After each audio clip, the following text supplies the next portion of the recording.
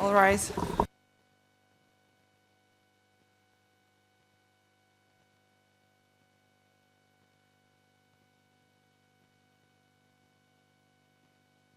The Kosovo Specialist Chambers is now in session. Be seated.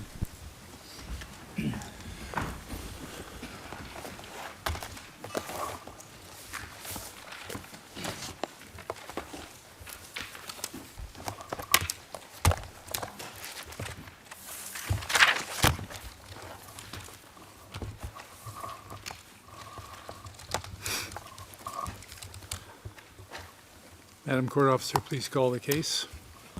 Good morning, Your Honors. This is file case CBC 2020-06, the Special Prosecutor versus Hashim Thaçi, Kadri Veseli, Recep Selimi, Jakub Krasniqi.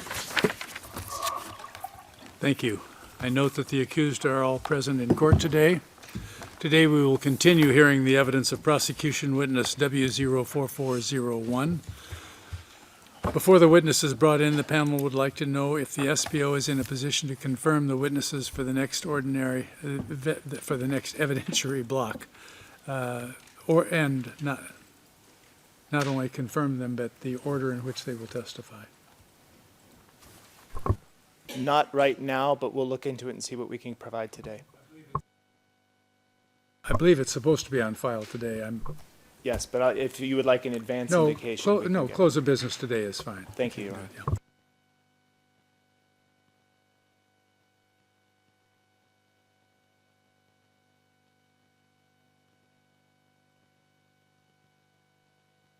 The panel will issue an oral order on the Veseli defense's objection to the use by the panel of a document during judicial questioning. Madam Officer, please, Court Officer, please bring us into private session.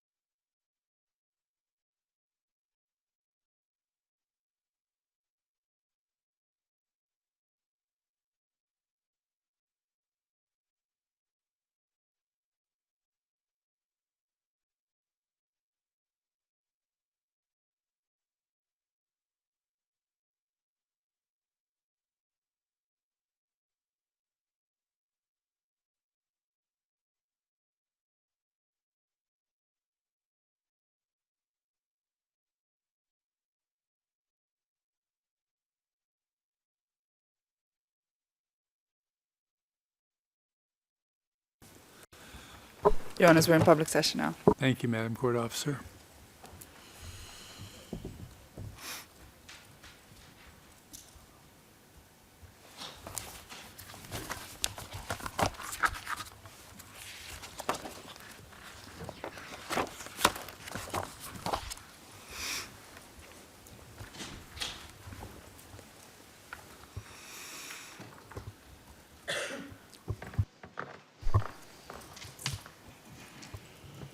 For the record, duty counsel is present in the court today.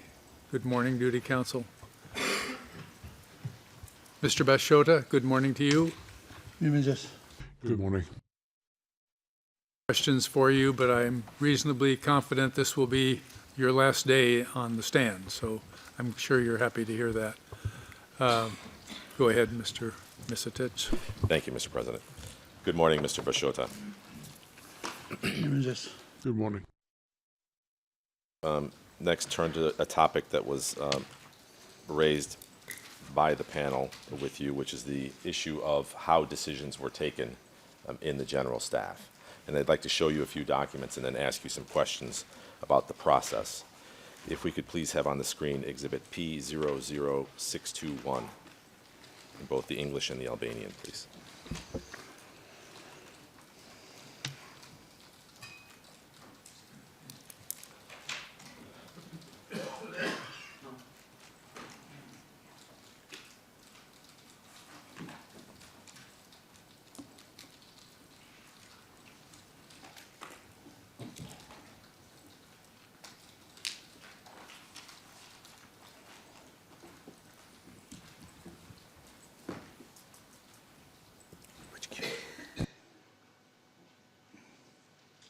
It's in the most recently released queue, Madam Court Officer.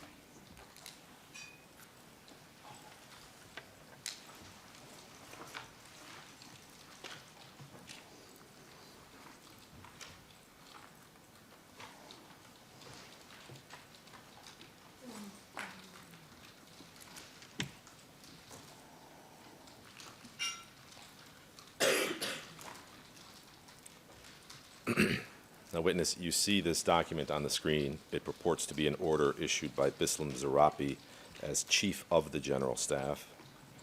And I'd first like to ask you about a word that appears in the Albanian. In point number 1, there's a word there in Albanian, referimi. Could you tell us what referimi means?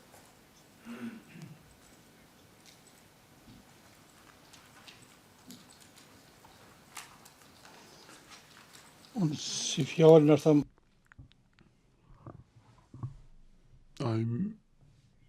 I may speak to the extent that it is to submit something. I don't know what Mr. Zarabi had in mind, though. What that means is to report something to. Hearing them in the original Albanian, it says, if I read it correctly, who's issuing this order, if you read the opening paragraph?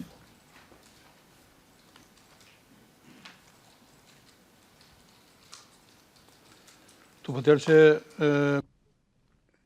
looks like it's Bislam Zarabi.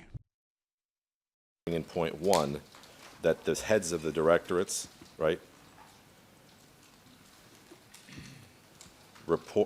report, it should be in the English. It says at 12 o'clock at the General Staff Headquarters, there will be reporting of the heads of directorates of the General Staff of the KLA, correct? Oh? Yes. That's ordering the reporting being done, to be done, correct? Oh? Yes. He issued this order on his own? Most certainly, because his name appears below there.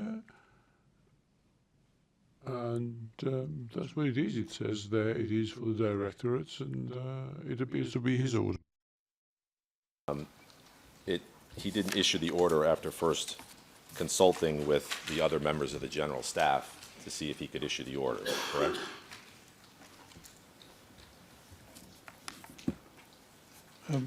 Precies, ik heb I think he had powers to issue this order single-handedly, given that he was the chief of staff. Let's take a look at another document. Exhibit, and this is, Madam Court Officer, in the original queue, Exhibit 1D29, please.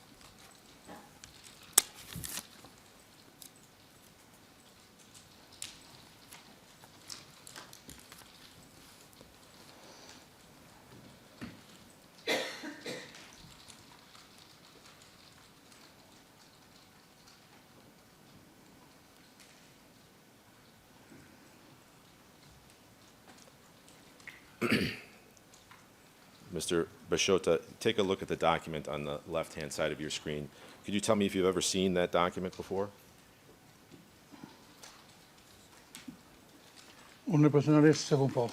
No, I haven't. Who, if you look at the document, can you tell us who issued the order?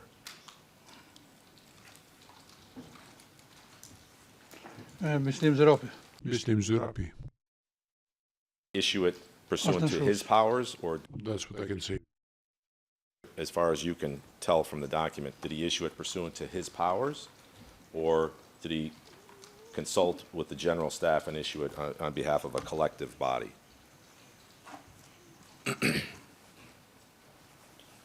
Je kan moeite met zo'n wetgever. He had powers to issue this one on his own.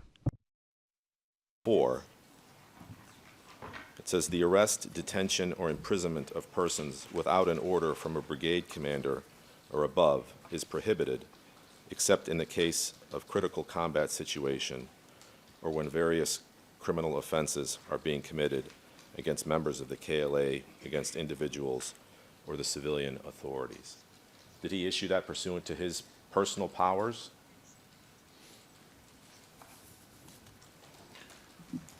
Nog meer met I won't be able to prejudice this, but I know that he had powers to issue this kind of order. It is one of Bislim Zerabi's orders. I cannot decipher his motives in issuing it in their entirety, but it is an order that he issued by the looks of it. Did he consult with you? Did he consult with you before issuing the order in point 4? Jo. No. Anyone else in the general staff, as far as you know? Jos sam det nippet. I don't know. So then you have no reason to believe that this was a collective decision of the general staff, correct? Je hoeft daar kapot moet zien. No, it was within Bislim's powers. As you can see, his name is there, and he had that right. If we could have, Madam Court Officer, in the new queue, Exhibit P628, please. Before we do that, Mr. and Mrs. Yu, I apologize for interrupting you, but I have a question, a little bit late, but in relation to the previous document, P00261. 621.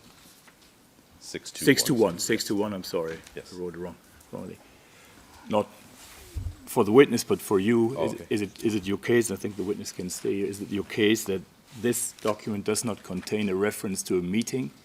The word referee me, Yes. does it mean that, or It, is it your case that it means what the witness said? Because we Yes. have to check that, yes. I guess. Yes, it is, and we will have it, and we will ask the prosecution to have it corrected. It should be they should report. Okay.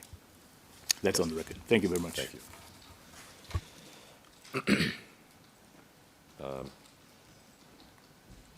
Yes, if we could have P628, please.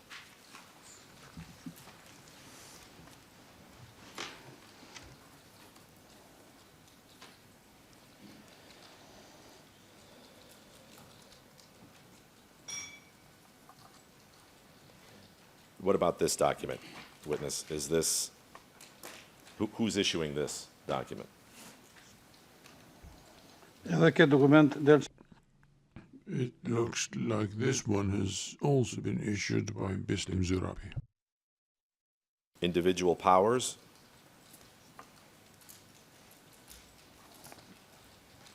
po. Yes. If we could have P630 on the screen, please.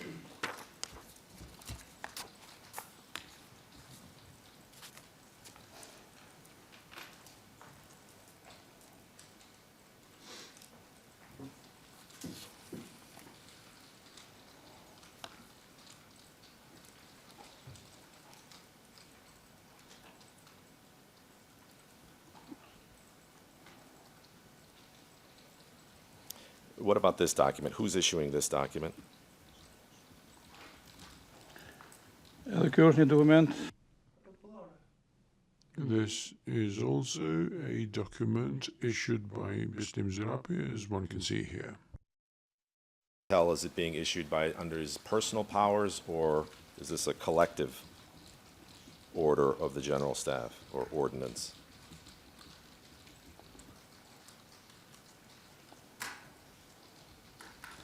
jo, unë nuk kam njohuri se është një I have no knowledge that this is an order issued by the General Staff, but this appears to have been an individual order issued by Bislim Zurabi. Am I correct that it was Bislim Zurabi on behalf, or sorry, Bislim Zurabi as chief of the general staff who would issue operational orders to the KLA?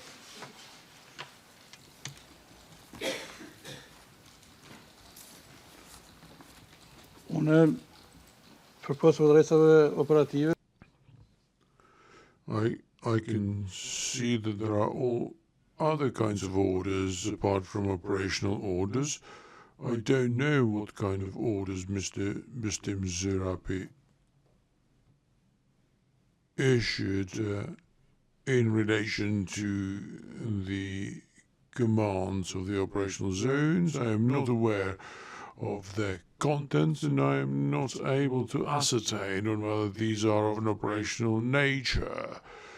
He was the man in charge, but from 3 orders I am unable to come to a conclusion as to what they were. But you can see here that these have been sent to the zone commanders and cover different issues. That last answer you just said, I don't know what kind of orders Bislim Zurabi issued. How do you not know what kind of orders he issued? Why don't you know? se s'm ka pyet kur. Because you never asked me. Bislim Zurabi would issue orders without convening the general staff, consulting with the general staff, because you were a member of the general staff, right? Unë jo çdo herë I did not attend all the meetings of the General Staff, but in those meetings that I attended, I did not see such an order issued by Bislim Zurabi. This is part of his line of work with the zone commanders, and I have no knowledge on whether he consulted anyone from the General Staff on these matters. He had full authority to do it single-handedly.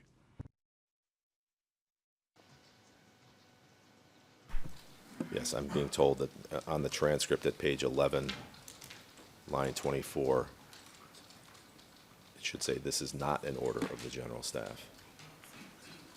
That's what the witness said. Yeah. That's what I heard anyway.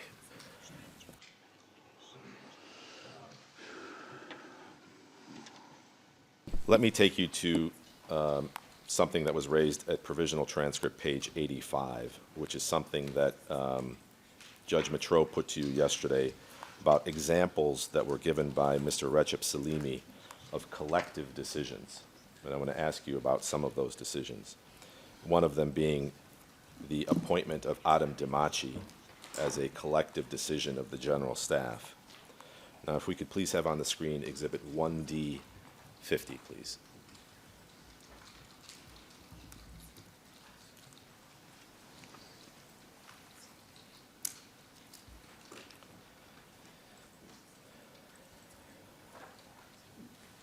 Now, you'll recall I asked you a few days ago about the appointment of Adam Demaci, and you said that you personally did not participate in that decision, correct? Po, Correct. Political declaration number 7 that announced that Adam Demaci had been appointed as a political representative. And if we look at the bottom, the date that this was released is 13 August 1998. Do you see that? po, Okay. Yes.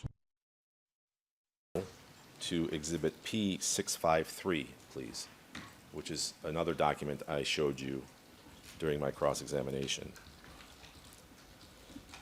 And this was notes of allegedly of general staff meetings in the summer of 1998.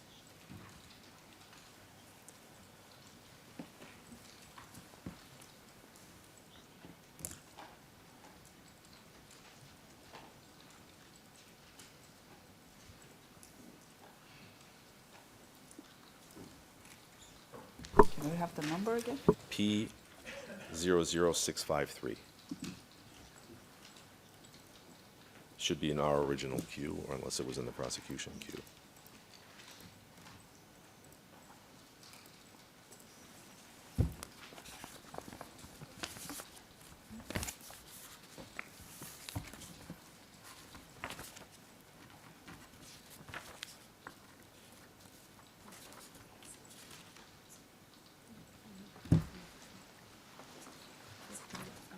What's that? 643? Sorry, could be 643, I'm being told.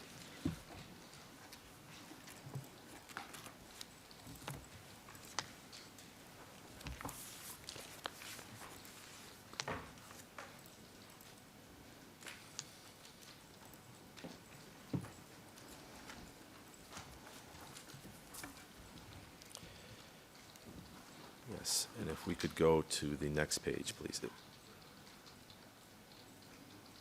Yes. You see that it goes from a meeting on the 23rd of July, and then the next meeting, at least in this notebook, is 16 August 1998. Do you see that?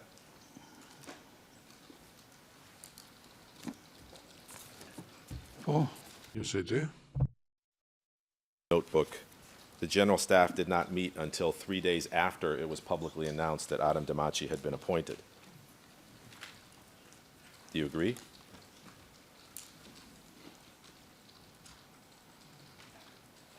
nuk e di këtë. I don't know this. If you were to rely on this notebook,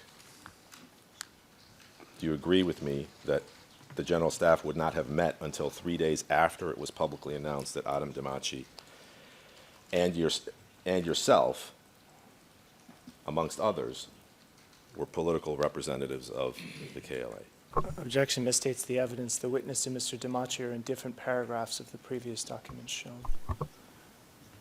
It's the same document. They're not equally political representatives, and Mr. Demaci is not listed as being formally appointed as one in 1D50. Correct. He's not listed as formally appointed? Is that what I heard?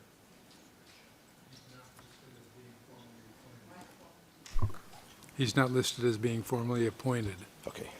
He's announced as the political representative 3 days before a meeting allegedly on the 16th of August, correct?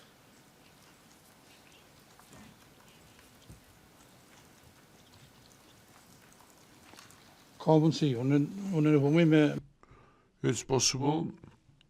I have difficulty reading this handwriting, and I don't know on whether Adam Demaci is being mentioned on the text that's in front of me on the screen. I just don't see him. He's not mentioned.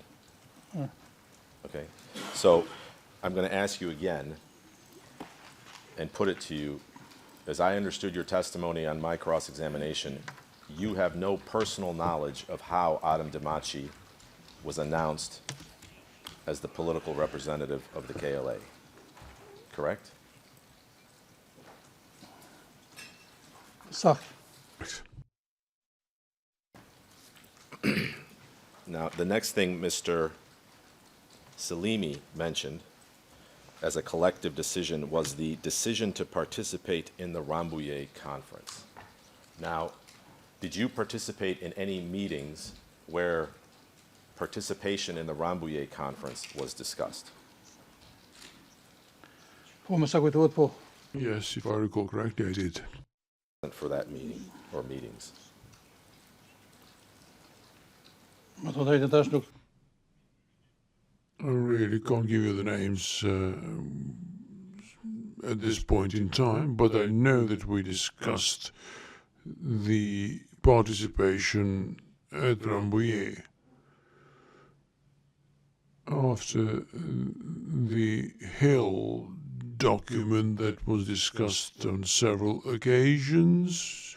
The idea to hold the Rambouillet conference was presented, but I do not know who selected the names of those who would go to Rambouillet.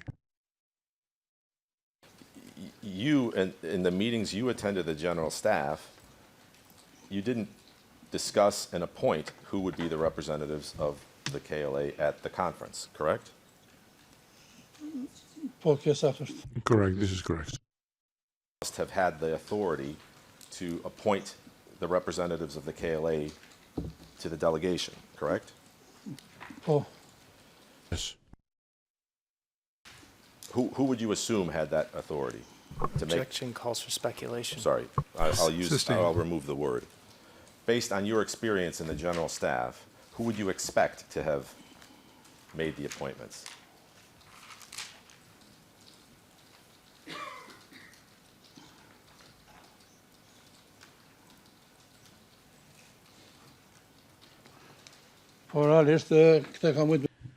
This could have been done normally by Azem Sula. Now, as for meetings where this was discussed, would that have been sometime in the proximate time to the beginning of the Rambouillet conference?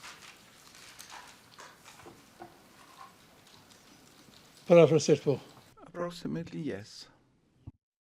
When the idea was proposed for this conference, The panel has heard evidence that Mr. Thaçi was not in Kosovo from the 16th of November to the 10th of March. So my question to you is, if Mr. Thaçi was not in Kosovo, who would be having these discussions in the general staff about the Rambouillet conference and whether to participate?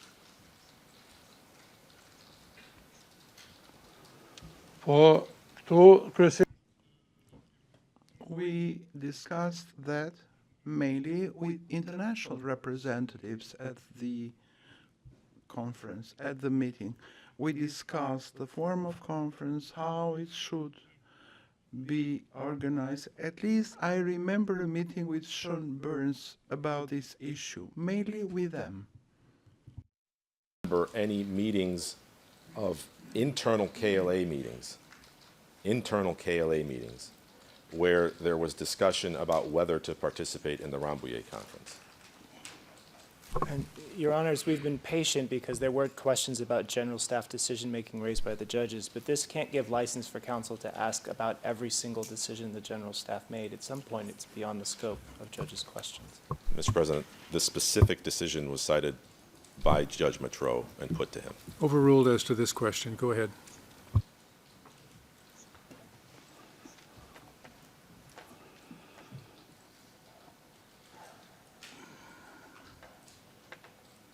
Do you need me to repeat the question?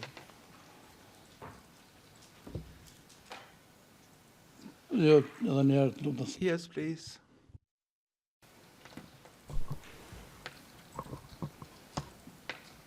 do you remember any meetings, internal KLA meetings, where there was discussion about whether to participate in the Rambouillet conference?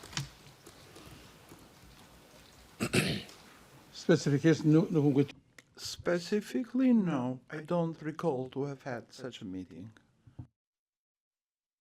And the final point was, that was raised by Mr. Salimi and put to you by Judge Matro, that I want to raise with you, is the agreement on appointing the Prime Minister of the PGOK, the Provisional Government of Kosovo. Did you participate in a meeting where that appointment of the Prime Minister of the Provisional Government of Kosovo was discussed?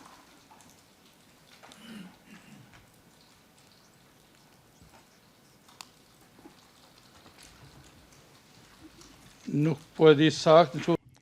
I am not sure whether is that meeting with the zone commanders. I don't know whether it was discussed there. As far as I remember, the proposal about the person who would lead the delegation to Rambouillet, meaning Mr. Thaçi, it was taken in Rambouillet. I don't know whether it was decided in Rambouillet and then it was conveyed to us as a proposal made regarding Mr. Thaçi as an appointee to become Prime Minister of the Provisional Government.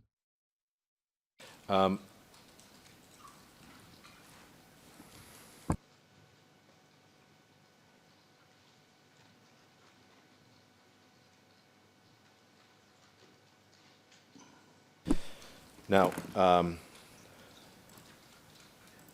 one more question about collective decision-making and whether it was a collective body, but specific to Mr. Thaçi's role in the General Staff.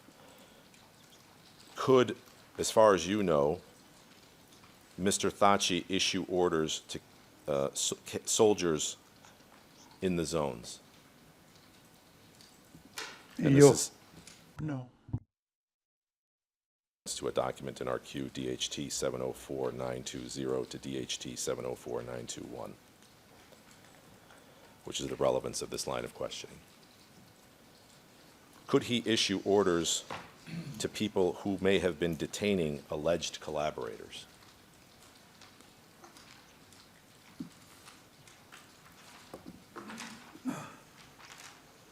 Jo. No. Turn to my final topic, and this is the Azam Sula interview that was put to you by Judge Matro. Now, that document is, for the record, P847. The date of the document is the 2nd of October, 1999. Do you understand? So it's a few months after the conflict ended is when Mr. Sula gave that interview where you were asked questions, if you recall, by Judge Matro about Azam Sula having given an interview where he named 10 people as original members of the General Staff. Do you recall those questions? Yes. We don't have to put the document up, but that interview was published on the 2nd of October, 1999. Do you understand?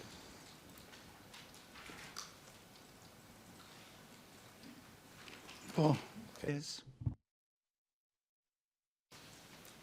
Mr. Sula gave this interview just as political parties were being established in Kosovo following the conflict, correct?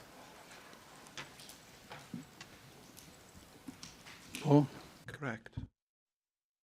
One of the original founders or members of the PDK party.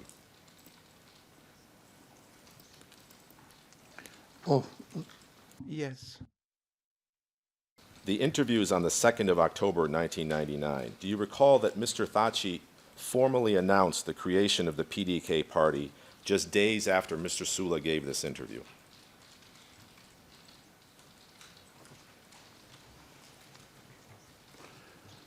I don't remember the dates correctly, But I know because I was present when the Democratic Party of Kosovo was founded.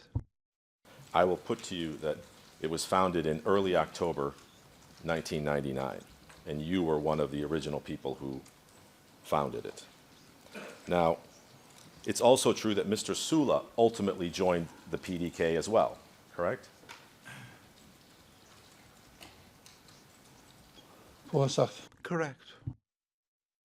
Kosovo, that people have exaggerated their own roles and the roles of others for political purposes in Kosovo.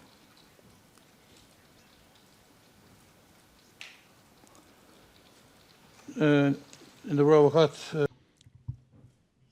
After the war, we saw the publication of many books, giving of many interviews. People try to glorify the whole process or the wartime, and in this context, there were also excessive egoistical aims attributing to themselves merits which they in reality didn't have, just to be as attractive to citizens and maybe to get votes from the people or for certain purposes they knew. Of the exaggerations would be for Mr. Sula to paint a picture that the new founders of the new PDK party were also the original founders of the KLA. Could that also be Objection calls for speculation. based on his experience? That's why I asked him the first question. Well, and I'll ask the ultimate. Go ahead. Go ahead. I'll actually ask that question myself. That's my last question. We'd have to ask Mr. Sula what he was thinking when he said that, right?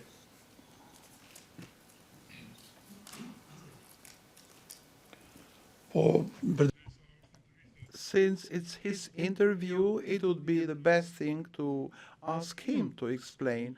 I don't have the right to comment on the authorship of something else, of someone else. There are many books in Kosovo that you cannot even read because of excessive merits the authors attribute to themselves. And in the majority of cases, it doesn't correspond to the reality. Even we were part of the general staff, all the soldiers liked to speak about that period, but it was, we couldn't restructure the army as we would have liked to, but thankfully the war ended soon, and it enabled us to establish a proper army after the war. I have no further questions. Thank you Before we get to you, Mr. Dixon. for the witness. Thank you, Judge Smith. Good morning, Mr. Bashota again. You were just asked two questions for you now by counsel for Mr. Thaçi on page 18 of the real-time transcript. A quote from the transcript now: could, as far as you know, Mr. Thaçi issue orders to soldiers in the zone? And you said no. I would like to ask you, why was Mr. Thaçi not able to issue orders to soldiers in the zones?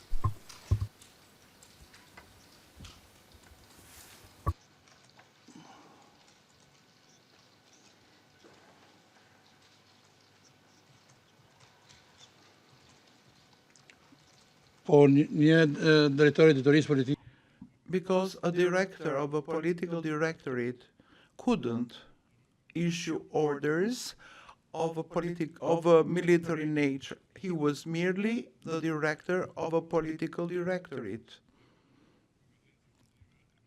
That was the exclusive power of Bislim Zurapi to communicate with the zone commanders because he was chief of staff.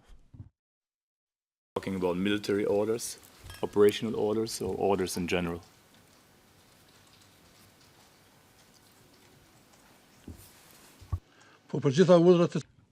I mean all the orders related to the zones. I don't think that there was a political order on the zones. That was the realm of activity of the political directorate. And you were also asked by counsel for Mr. Thaçi on page 19 of the real-time transcript, a quote, could he issue, he, meaning Mr. Thaçi, issue orders to people who may have been detaining alleged collaborators? And he also said no, and I'd like to know why was Mr. Thaçi not able to issue those kind of orders?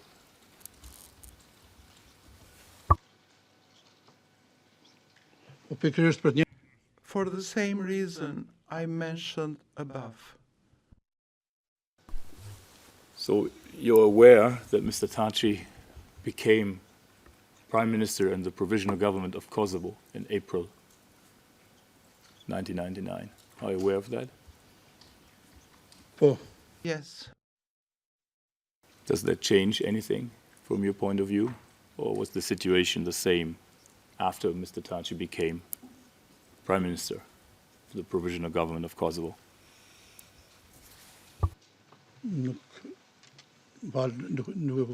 I didn't understand the question, Your Honor. Aware, that was my first question, are you aware that Mr. Thaçi became the Prime Minister of the Provisional Government of Kosovo in April 1999? May 1999. Yes. That Mr. Thaçi, as the head of the political directorate, was not able to issue orders to soldiers in the zone as well, or he was also not able to issue orders that concerned collaborators. And my question was, does it also, or is it also true that, is it also your evidence that he was not able to issue any orders to soldiers in the zone as Prime Minister of the Provisional Government of Kosovo?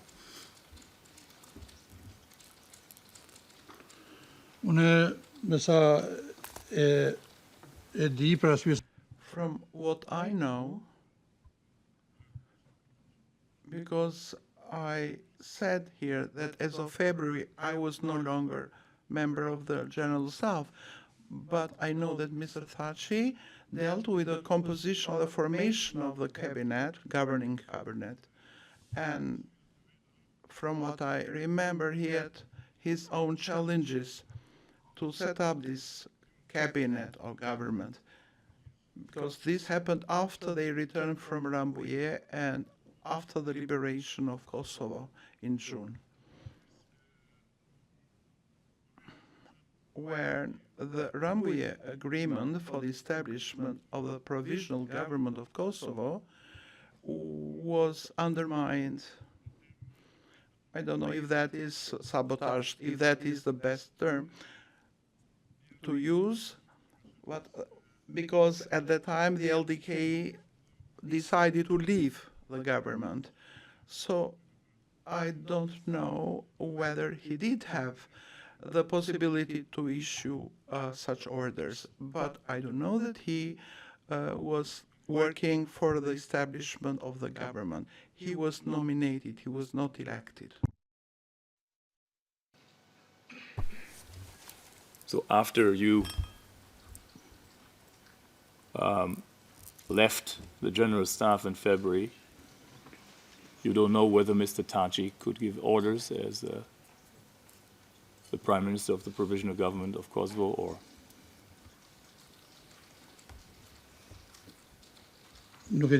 I don't know. I don't know. Time when Mr. Thaçi became Prime Minister, but I'm not clear. But your answer is you don't know whether he was able to give orders. So your statement is yes. I don't know, I'm sorry.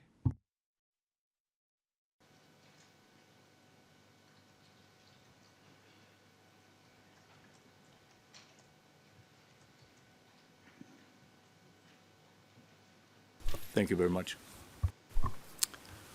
Thank you. Just a second, Mr. Dixon. Do you wish to address any of those questions that came on late? I don't wish to address. I just for the record to note that my questions were limited to the scope of Judge Matro's questions, which was related to collective decision-making within the General Staff. Thank you. Understood. Thank you. Now, Mr. Dixon. Sorry to have delayed you. Not at all. Thank you, Your Honours. Mr. Bashoda, just a few follow-up questions. Firstly, in relation to a question that Judge Bartha asked you yesterday, and this is at page 60, line 23 of the provisional transcript. I understand that there was no, according to your statement, no official responsibility to write or publish communiques. But I would like to know who had the authority within the central staff to write or publish communiques in 1996, 97. Who could do that? That was the question that was asked to you by the judge yesterday. And you said, I did state here about Nate, this is Nate Hassani, because he told me that we deal with this from 1996 until Nate's arrest. As I said, I have dedicated some time trying to find out the origin of these communications. I don't know whether it was Azim Sula, Javed Haliti, or others who stayed abroad in Albania, or whether it was members of the Kosovo People's Movement, because a number of communiques came out of their press organ. So I do not know if these people had authority to write them at the time. Do you remember giving that evidence yesterday? Point the road. Yes. And in relation to the participation of Mr. Nate Hassani and his arrest, also Judge Metro asked you questions about this. Just for the record, that's at page 107, line 7. Now, I'd like to call up a document regarding Mr. Hassani's arrest, because I want to ask you some questions about the timings of communiques coming out. Judge Barter referred you yesterday to 3 communiques, 28, 29, and 30, of 16 January 1997, 23 January 1997, and 6 February 1997. So if you could have on the screen so I can look at the timings around this, DKV 1590 to 1591. As it's coming up, I'll give you the context. This is a report by Amnesty International from the 24th of October, 1997. It's only in English, but I'll read the relevant parts about the arrest and then ask you some questions about the timings of communiques then. If you could just enlarge it, it's the paragraph that starts, waves of arrests were carried out by police. Yes, thank you. I'm going to read you this part now, and it's in the middle of the paragraph. Nate Hassani, the first accused in the new trial, and they're referring here to the trial that started in October 1997, was arrested on 28 January, that's 1997, and within 48 hours he was taken to hospital by police to treat injuries received in custody. On 31 January he disappeared, the authorities denying knowledge of him until he reappeared on 28 February. That day, an investigating magistrate formally questioned him in the presence of his lawyer. Nate Hassani alleged that he had been taken by police from the hospital and was held at an unknown location where he was tied to a bed. He claimed that he was tortured with electric shocks with the aim of making him sign self-incriminating statements. Now, do you, first of all, recall from when you were there, Mr. Hassani's arrest on the 28th of January and him disappearing for a month?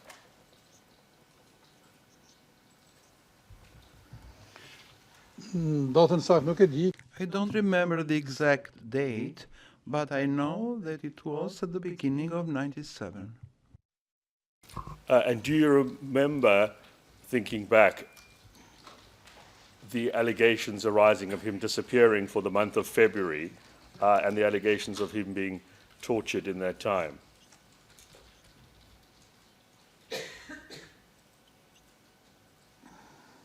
Påkom det dåar på det? Yes, I heard about them. And you heard about that at the time? Jombas, No. It was after the war. But you knew at the time about his arrest, that he'd been taken away and that he had disappeared. Is that right? Yes. Yes, certainly. So then just looking at the timings of this and the communications that were shown to you, the communiques that Judge Barter referred you to, it must be right, mustn't it, that the communique number 30 of 6 February 1997 could not have been put out by Mr. Hassani if he was disappeared and tied to a bed and being tortured in February 1997. Is that right?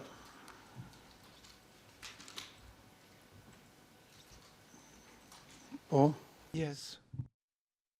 It must have been somebody else that was involved in putting out that particular communique. Men segurisce på. I think so, yes. Some other names, and you have said you were trying to get to the bottom of who was putting them out. But I just wanted to ask you whether you knew this in terms of timings again. The next communique that came out, there was something of a gap, wasn't there? It only came out in April 1997. Do you remember that?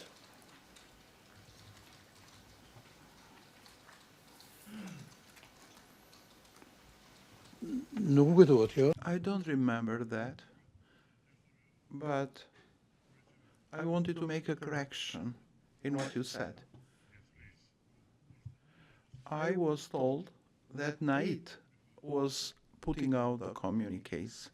I didn't try to find out who really wrote them. Since he told me, I took him at his word. I didn't try to find out who really wrote them. Yes. But it must be right that he couldn't have written the one in February, the 6th of February, 1997. That's correct, isn't it? Yes. Correct. And when you said here, I didn't try to find out who really wrote them, was one of the reasons for that you yourself, being in Kosovo, were obviously very worried about being arrested at that time by the Serbian forces?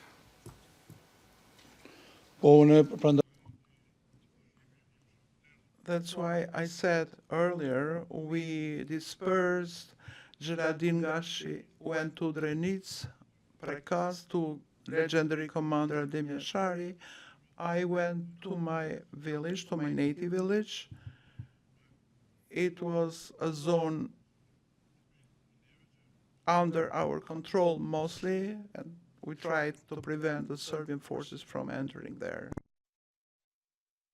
Correct, isn't it, that you were acting extremely cautiously and secretively in order to ensure that you weren't found out and arrested by the Serbian forces? Yes, yes.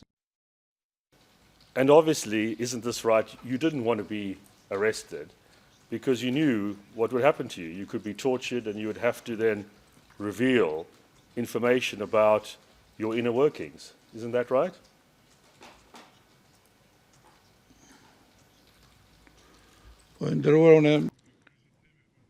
I tried 3 times arrests and inhuman tortures, like the case was with us at the time of the former Yugoslav and Serbia regime.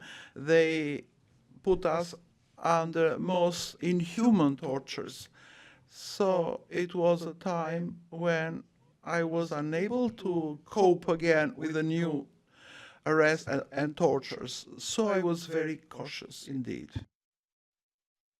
Best, wasn't it, to have as little information as possible about what was going on, because if you got caught, you'd be forced to reveal it by force.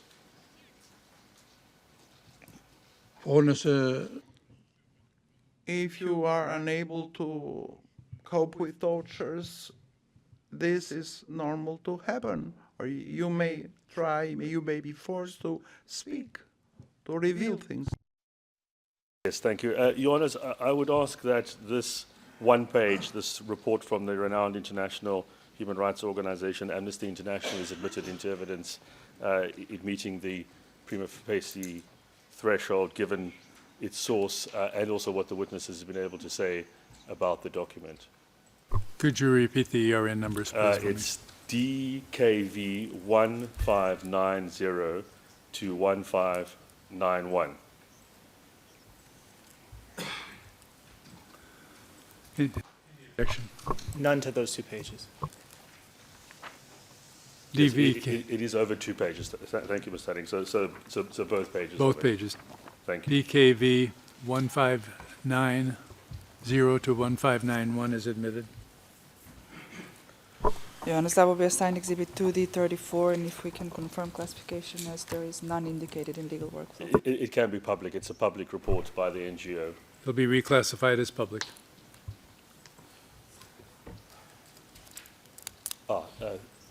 Thank you, Your Honours. I have about another 20 minutes to 25 minutes. Should we have the break now then? Witness, we're going to give you a 10-minute break, then we'll come back to the courtroom, and Mr. Dixon will be able to complete his questions during the next session. So you may leave the courtroom now.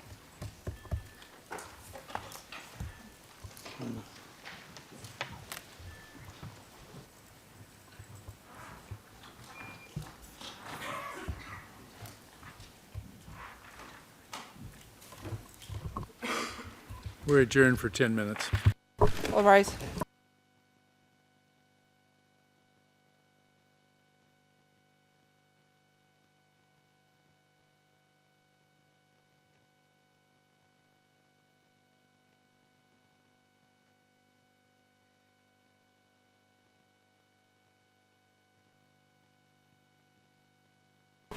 All rise.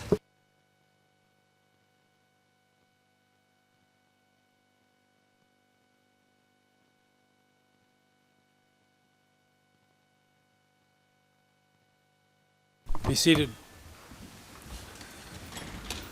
Please bring the witness in.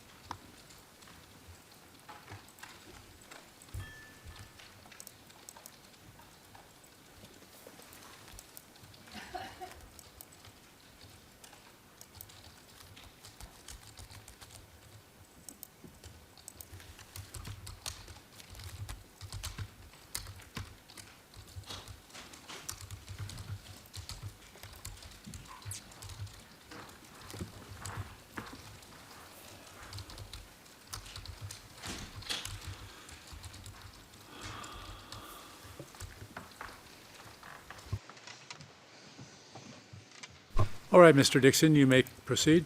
Thank you, Your Honours. Mr. Bashoda, I've now got some questions to ask you about questions that were put to you by Judge Metro on the collective leadership topic. This is from page 74, line 21 onwards. There were a number of questions about this issue, and one in particular where His Honour Judge Metro said, and I think you said it, but put it in your own word, does it mean that a decision of the General Staff reflected views of all of its members? This is at page 79, line 20, and you said certainly yes, if it came up with a decision, if it ended up with a decision. Do you remember that evidence? I'll ask you some questions about it now, but I just want to confirm that you recall it.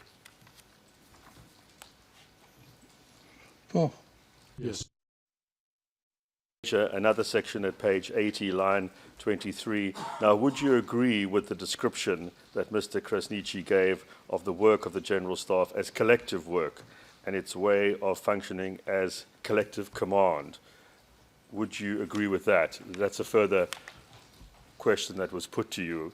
And you said, Your Honour, it is true that we did carry out collective work because we ironed out our differences in there. However, every single one of us had our own responsibilities. You remember saying that?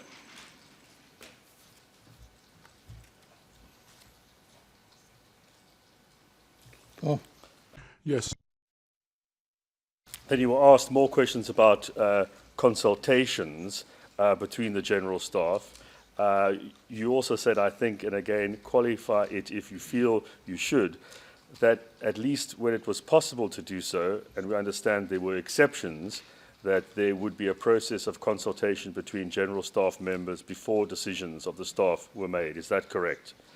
And you said, yes, every topic raised was followed up with discussions and ended up in a decision if the need was to come up with one. Do you remember saying that?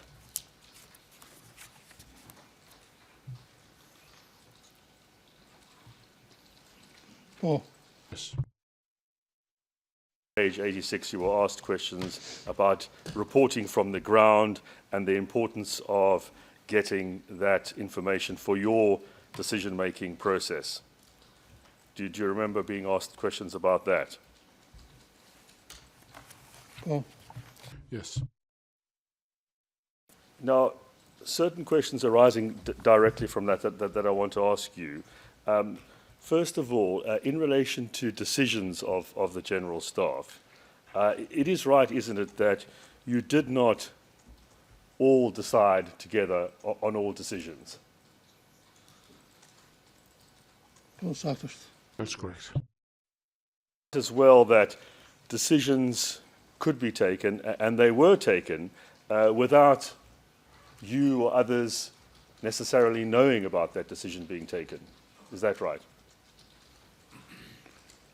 Nu gaat zijn sommige other nu gaat It wasn't possible for all to be present on several occasions. That's why decisions were taken in the absence of someone.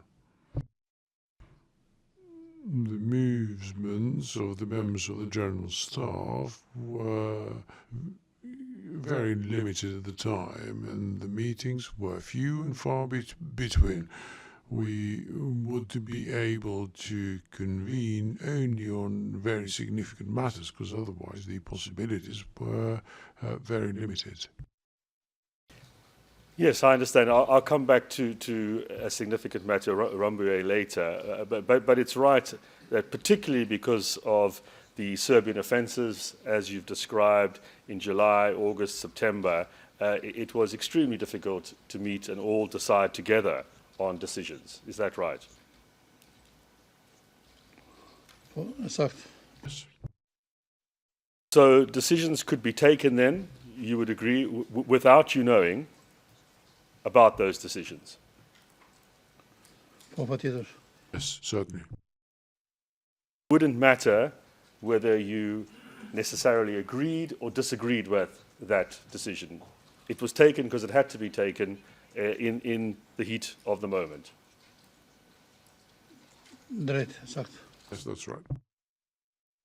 Right then, when Mr. Kadri Vasili was abroad from November, conducting meetings, as we've looked at in your evidence previously, with international intelligence agencies, if he was seeking to cooperate with them, make decisions, you wouldn't have known about that.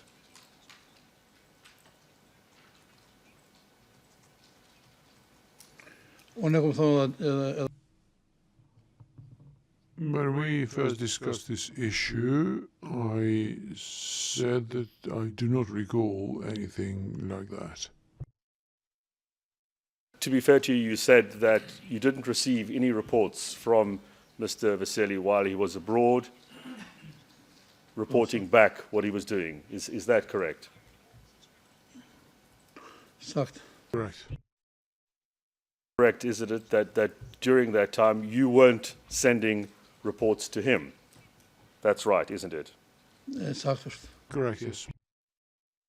For example, we looked at this document in your testimony, P01109. We don't, in fact, let's bring it up so that it's clear for the witness. This was the meeting of the 30th of December, 1998 of the General Staff. If we could bring up page U0022861.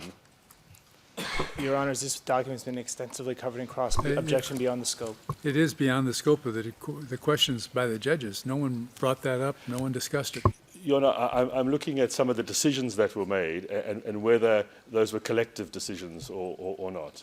That's the key. It's an example of showing it's not a collective decision in my submission. Let's go on. Then go on. Thank you, Your Honors. I would ask you to focus on the top part of this document where it says at number 1, establishing committees. It says the Personnel Council, the Promotions Council, the Council for the Delineation of Operational Zones. Those committees were all established at that meeting. Isn't that right? Me siguri po thashë Most certainly, but as I said, I do not recall this exact meeting. I don't know how this document was drafted, but I know that committees had been formed, yes, but that they never became operational. Those was that you see here on paper, that is. Question, it's right, isn't it, that Mr. Kadri Vasili wasn't at that meeting. He did not participate in the decisions about establishing those committees. That's correct, isn't it? nuk do thot me patjetër se është dashur me qenë në mbledhje. It was not absolutely necessary for someone to have been present at a meeting for their name to be noted down there. The committees that are mentioned here were only an idea on paper, as an idea for organization with names alongside it, so that when the time came, people would undertake to perform the tasks that they had been given. But let me repeat it one more time, that owing to the circumstances of the time, they never became operational. Yes, but to be clear, Mr. Kadri Vasili did not participate in the discussions to establish those committees. Whether they ended up being established or not is a different matter. He's answered that. He's answered that question already. He's answered that question. If he could just answer that so that it's clear on the record. I can remember the answer. Read the transcript. Let's move on. Yes, if that's clear, it's a point that goes to collective decision making. That's the only reason why I'm exploring Is it. it the case that it is only a collective decision made if 100% of the members were present? No, Your Honor, our case is that if Because it sounds like that's what your case is. My case is that if my client wasn't involved in making a decision, And you've made he that- can't be held responsible for that decision because he wasn't there, he doesn't know about it. You've made that point.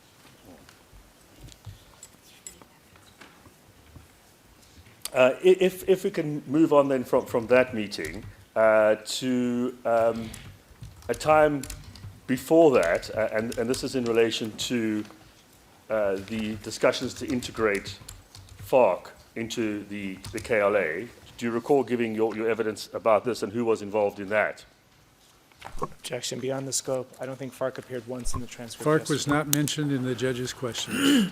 Your Honor, once again, I want to explore whether there was involvement of the whole General Staff in making this You should have decision. done that during cross-examination. This has to do with the questions that arise from the judge's questions. That's all it's for.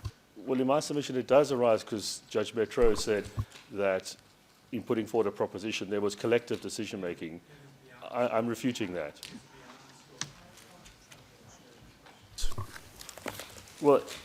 Could I then ask this question, Your Honours? There was a report by Sean Burns which commented on the state of the general staff at the relevant time and its ability to make decisions. And I wish to put that to the witness to see whether that accords with what he recollects from the time. Thank you, Your Honours.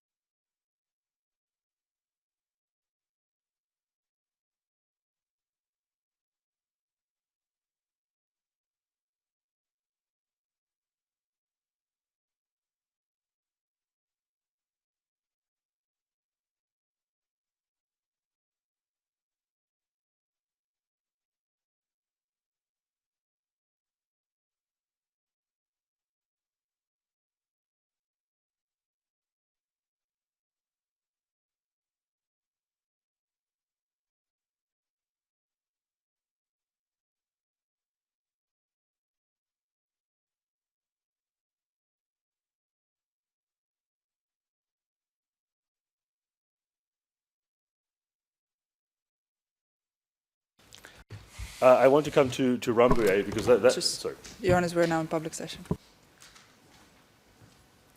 Thank you, Your Honours.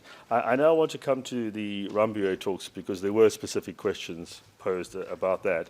And to ask you, Mr. Bashota, you were shown a document, we don't need to bring it up, it's P227, where a number of signatures appear on it, deciding to go ahead with the agreement. Do you remember that? Po, And would you agree with me that that was a significant decision, and that's why everyone was involved and signing? po tjetër. Yes, certainly. Really the exception to the norm, wasn't it? That one, everyone had to be involved because it was so critical.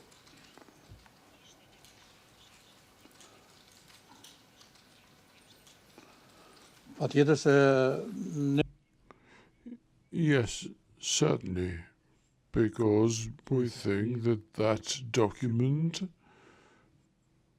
paved the way for Kosovo to sign up to the Rambouillet document and in turn start with the building of the institutions of Kosovo, which eventually led to the independence of the country.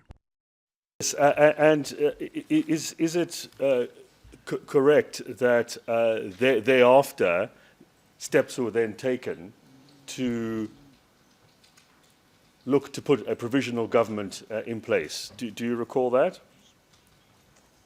po, Yes. I wanted to ask one matter in relation to what Judge Metro put to you about getting reports from the ground about military matters coming up to the General Staff and how important that was. Do you remember being asked about that? po, Yes. That, of course, you would look to get as much information as you could from the ground, but that wasn't always possible. You simply weren't able to always find out what was going on. po kryesi Yes. The information mainly came from the zones to the Chief of Staff. But let me repeat once more that the movement between the zones during that war was difficult, and therefore it was difficult to receive information in real time to deal with certain issues. Simply had to make decisions without getting all the information from the ground. Otherwise, you would have been paralyzed. Isn't that right? po, Yes. One final matter in relation to questions raised by Judge Metro, that's at page 91, line 23.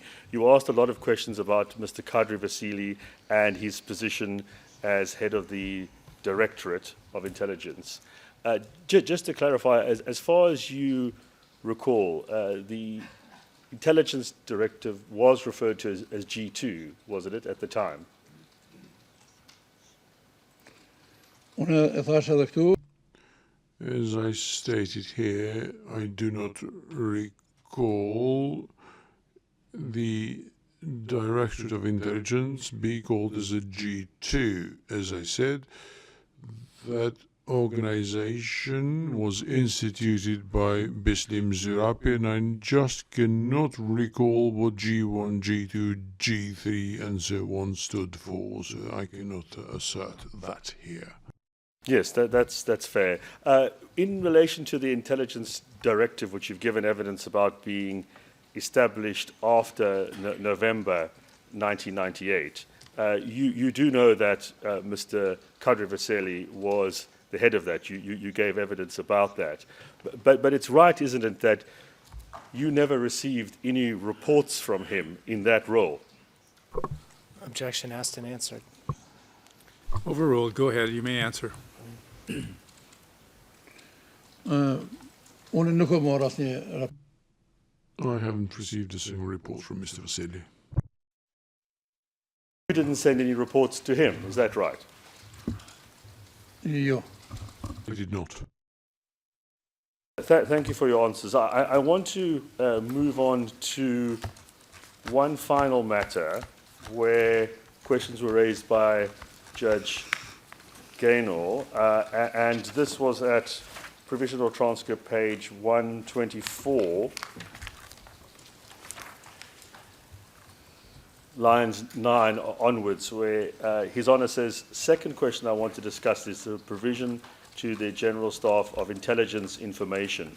Okay? And he then goes through part of your interview where you talked about information about Tahir Zimai coming to you. And you were then asked, so what is this intelligence service that was providing information to the General Staff? That's at line 24. And your answer was, Your Honour, I specified in my notes that these were people who assumed worked for the intelligence service. I had no idea of what the intelligence service was. I don't even have a good understanding of to this day. But simply due to the significance of the information that was passed on, I assumed that they were people who worked for the intelligence service. And then Judge Gaynor says, and they were passing intelligence to the General Staff, is that correct? And you said, no, they gave it to me personally. I don't know their names, but I just assumed. Now, I want to ask, following on directly from that, when you met these people, did you ask them who they worked for? No, I did not. They gave the information which appeared of significance to me, given that we did not have such information before, and I assumed that it was coming from people who worked for the intelligence services. It's not that they told me. I don't even know them individually, but that is what I assumed. And this was just information given to you orally? I mean, there was no written report or anything, was there? No, it was not written. It happened on that occasion. There was nothing in writing. You didn't pass it on to anyone, did you?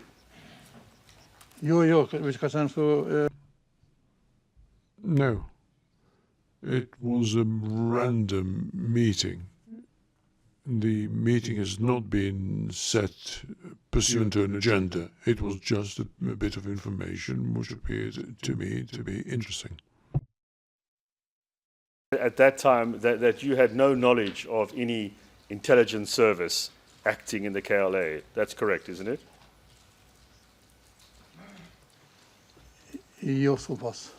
Not.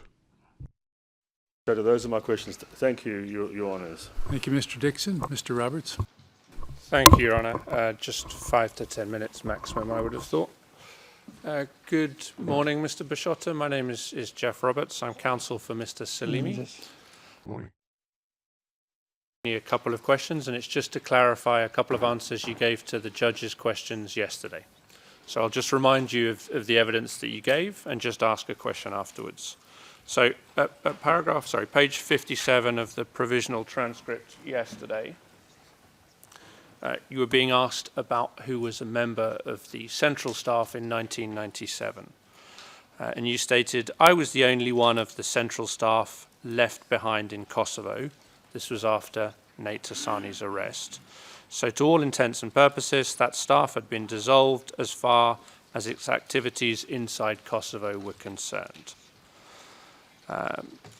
And you were asked by Judge Barter, so just to be clear, you're saying this because you and Mr. Salimi were the only members of the central staff who remained in Kosovo, right? And you answered in yes, but there was no official meeting to make the membership of Recep Salimi and Lahi Brahimaj members of the general staff. Plaku said that he should be co-opted in there, but he did not delve any further into this matter because he went to Albania. That's all clear? Your evidence from yesterday? Yes. She wasn't he? Yes. Continued in reference to Mr. Salimi that he was supposed to become a member and that he didn't become a member because you didn't meet and you confirmed that. Oh. At page 97, Judge Matro asked you similar questions about Mr. Salimi's membership in the central staff.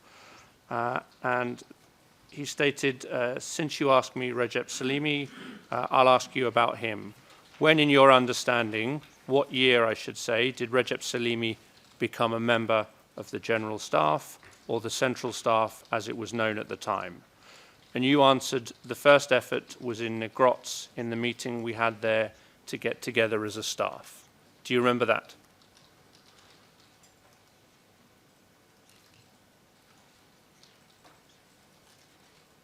Oh. Yes. You're referring to this, this meeting in Negrots. That's the one in the middle of 1998, is that right? In May or June of 1998, I believe. Yes. Yes. So your evidence is very clear that Mr. Salimi, to your recollection, was not a member of the central staff in 1997 up until that meeting at the earliest in the middle of 1998. Objection misstates the evidence. I'm just verifying the evidence with him, Your Honour. Overruled.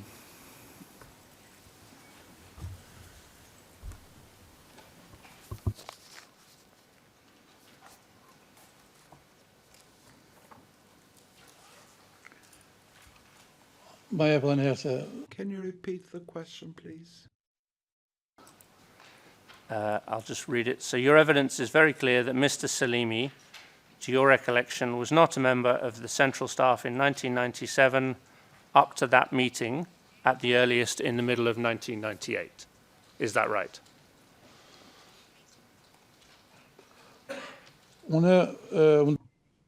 I tried to explain that the order or the instruction of Gelatin Gashi was that you cannot be a member of the staff without being confirmed.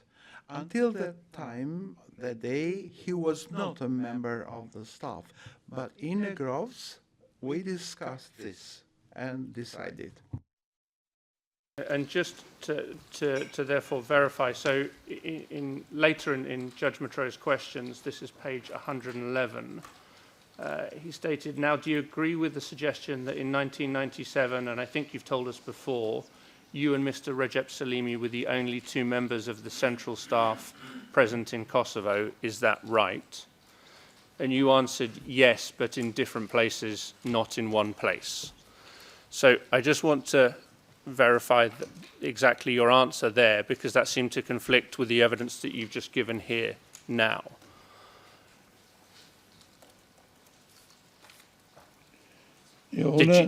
Sorry, please go ahead. Do you mean to agree with the proposition from the judge that Mr. Salimi was a member in 1997? Because that appears to be different from the answer you've just given.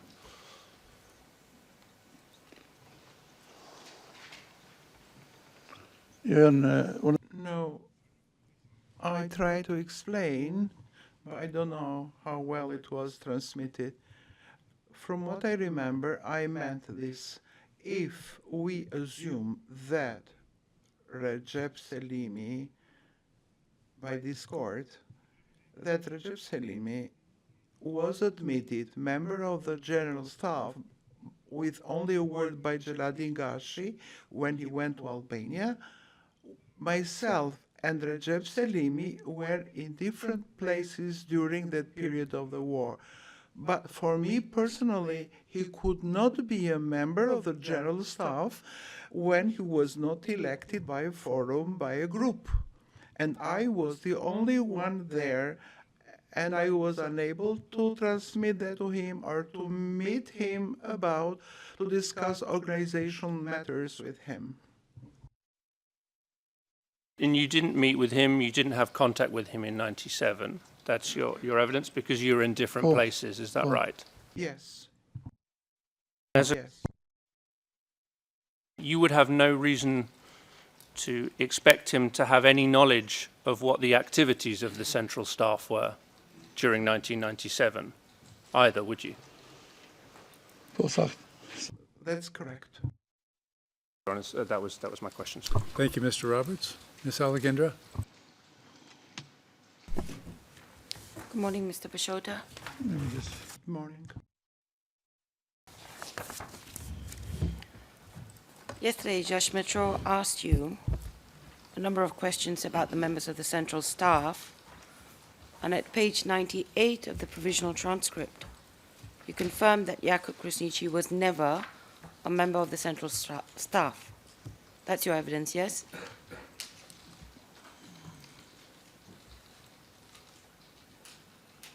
Nuk e dini se No. I mean, the period before, can you repeat it again, please? rregullar. Po.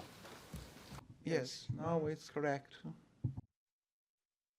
Staff.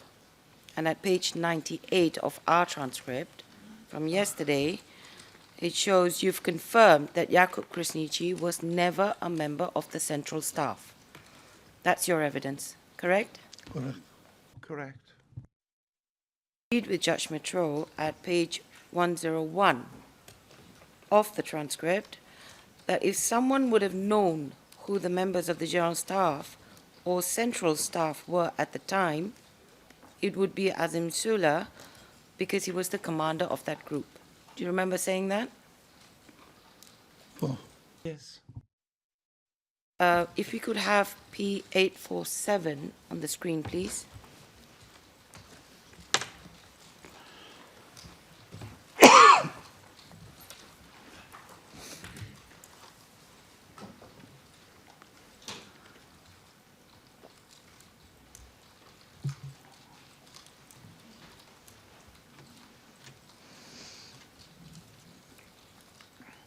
On the Albanian, I believe the relevant part would be page 2, the middle of the left column.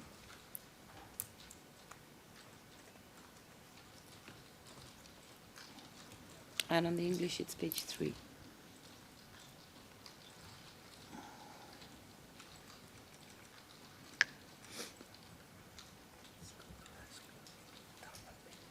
The Albanian, I believe, has to move down. Yes, that's good. Thank you. Now, you were shown this document by Judge Metro, and at page 95 of the provisional transcript, that's why it was shown to you. Now, Azim Sula lists the members of the central staff as Azim Sula, Sokol Bashota, Kadri Vaseli, Zeladin Gashi, Ali Ameti, Javed Haliti, Hashim Thaçi, Recep Salimi, Lahi Ibrahimi, and another colleague. Do you see that? My focus is on another colleague.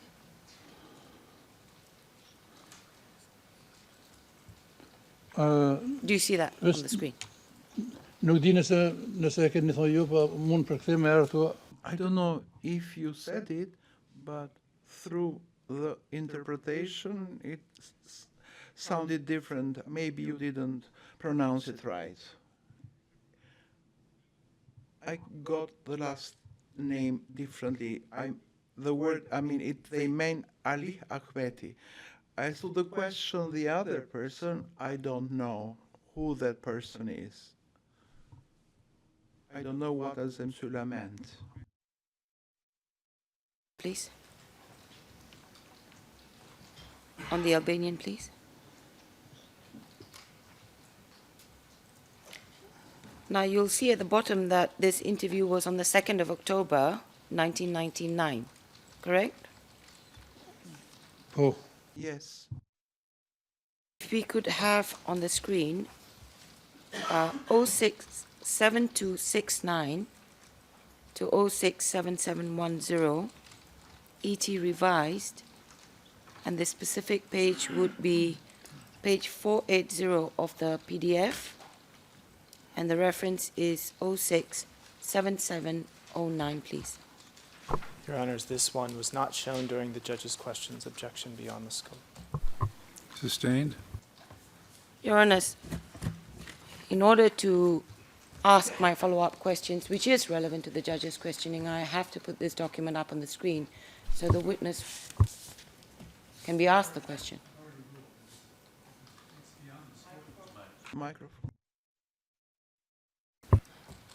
Your Honor, yesterday Judge Matro had, No argument. It's beyond the scope of the judge's questions. well, I'll go on without the document, Your Honor. Before you do so, Ms. Alejandra, can you tell me this? Is it your case that Mr. Krasniqi was not a member of the central staff in late 96, early 97, and that therefore he lied in his testimony before the ICTY under oath? Your Honor, our case is that Mr. Krasniqi was not a member of the central staff. So he lied to the ICTY? He did not lie to the ICTY, Your Honor. We've seen on numerous occasions where witnesses are given the opportunity to review their previous statements and make corrections. I'm talking of his testimony in court, Ms. Alejandra, where he took the oath to tell the truth and confirmed his prior statement. Your Honor, I'm fully aware of that. You can proceed. Thank you. Thank you. Now, in an interview by Azim Sula that was published on the 25th of September, Mr. Bashota, he is recorded as saying this. The KLA was founded in December 1993. The people who attending that meeting were so-called Bashota, Javed Haliti, Saladin Gashi, Ali Ahmeti, another friend whose name we cannot mention at the moment, and I. Just so you know that this is an interview that was given on the 25th of September, 1999. Are you aware of that interview? Objection. This is reading from the same document she was just told not to show. Objection beyond the scope of judge's questions. Purpose of this questioning is to ask questions that arose from the judge's questions. Yes, Your Honor. And there was a question from Judge Matro, very suggestive, as to who that another colleague could be. So You I'm might just ask trying him, to you can explore ask him if he knows who the other person is. I'm going to put to him a proposition and see if the witness would accept that, Your Honor. Knows first, please. Do you know who that other colleague that Mr. Sula could not mention at the time was, Mr. Bashota?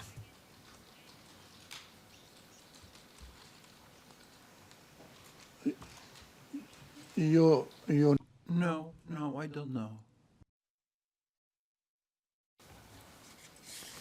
You've mentioned that Naid Hassani was arrested in early January 1997, right? Oh, Yes. Of the central staff? oh, Yes.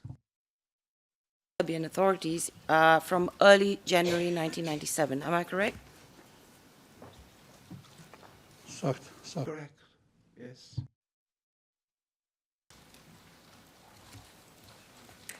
At the time of Mr. Sula's interview, taking the one in October 1999, right? Naid Hassani was still in prison in Serbia at the time. Am I correct? Oh, Yes. Yes. Today's transcript, line 14, you said you have heard of the tortures that Naid Hassani had been subjected to during his detention by the Serbian authorities. Correct? sagt, Correct. This is what they did with all political prisoners at that time. Using Naid Hassani's name as a member of the KLA Central Staff while he was in a Serbian prison could have put Naid Hassani at even greater risk. Would you agree with that? And we have you saying at page 29 of today's transcript that the Serbian regime put Kosovan Albanians to the most inhuman tortures. Correct?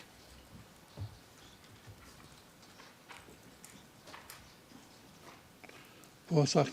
Yes, correct. He might have suffered much more. The fact that Naid Hassani was in the hands of the Serbs in detention was a good reason why his name was not publicly given by Azim Sula in that interview.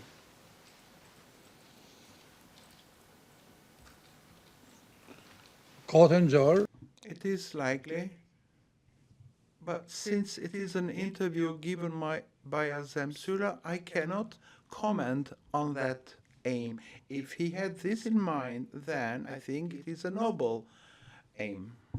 Right. And by September and October 1999, it was well over a year since Jakub Krasniqi had been publicly announced as the spokesperson of the KLA General Staff from June 1998. Am I correct? Po, Yes. And since June 1998, Jakub Krasniqi had made several appearances publicly in the media as the KLA spokesperson. Am I correct? po sakt. Correct. If Jakub Krasniqi had been the member of the Central Staff in 1996 and 1997, there would be no reason for Azim Sula to hide Jakub Krasniqi's name as an early member. Am I correct? He had no reason to do that in 1999. Would you agree? Jo s'ka pas asnjë arsye. He had no reason, no. Sa di, From what I know, they had a good relationship, so there was no reason not to mention his name.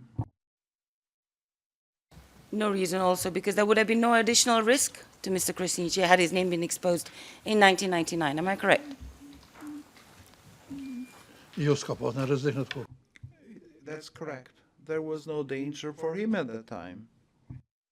Now, at the provisional transcript, page 60, His Honor Judge Bartha had asked you, as far as you know, was one of the accused involved in writing or publishing communiques in 1997? And you've said, no, I don't believe so. Yeah? Do you recall that answer? Po, Yes.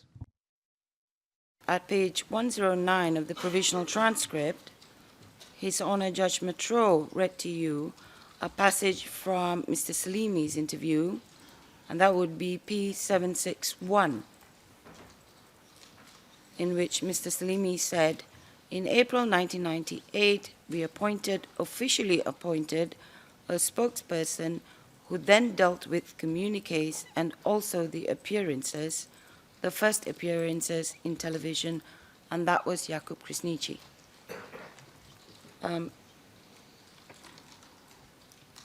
Do you recall that? Or would you like to see the document? Yes. Yes. Now, you've told us on Thursday that Jakub Krasniqi was appointed spokesperson in June of 1998. That's correct, isn't it? po. It is. Jo në prill jo. Not in April. This I'm sure about. Have P763 on part 3 on the screen, please.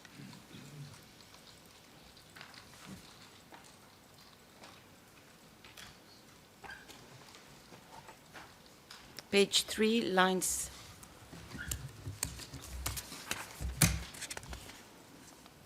Yeah. Page 3, please.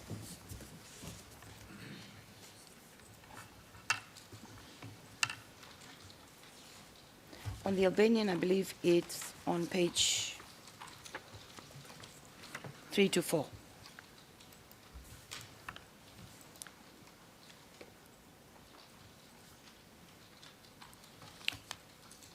Can you get the reference for this on the Albanian?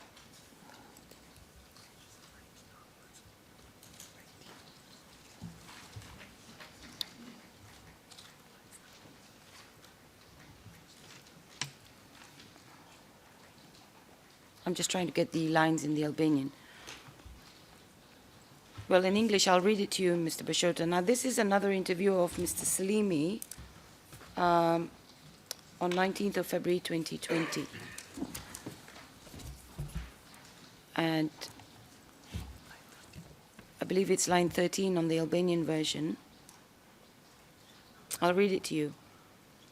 When asked about drafting of communiques, Mr. Salimi says this: I know because nobody else drafted them, and at the same time, there wasn't another team that was drafting these communiques. based on this, I concluded myself that it was them that drafted and issued these communiques. Do you see that? Oh, Yes. What Mr. Salimi is saying here is that it was his own conclusion, an inference that he drew, not something he knew. Am I correct?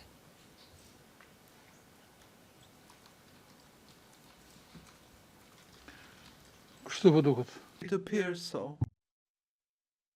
Move down to lines 18 to 20 on the English. Albania.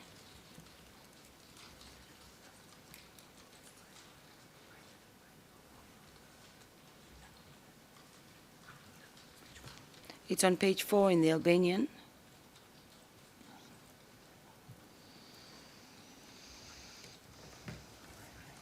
I believe it's at line 9 of the Albanian version. Now here, Mr. Salimi is asked, did either Jakob Krasniqi or Hashim Thaçi ever admit to you or tell you that they drafted the communiques? And he says, not exactly. Do you see that? Oh, Yes. Now, in answer to Mr. Misetic yesterday, and that's at provisional transcript page 137, lines 11 to 15, you agreed that it was possible that operational groups could communicate directly with someone outside the country to relay information that ended up in communiques. Do you recall saying that? po ka pas më. Yes, it was possible. You'll agree with me that it was possible that there were multiple different people writing communiques. Do you agree with that?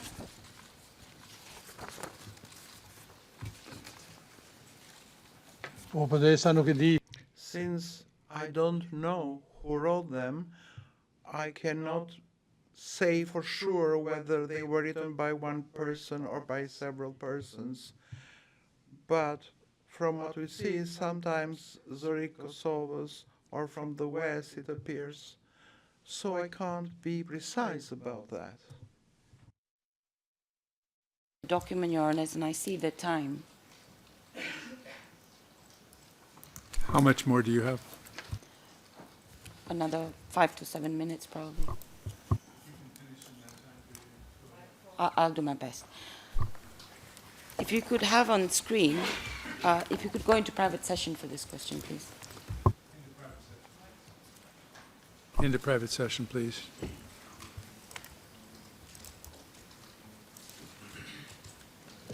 Are you protecting a witness or a document? Document, Your Honor. Okay, for the protection of a document.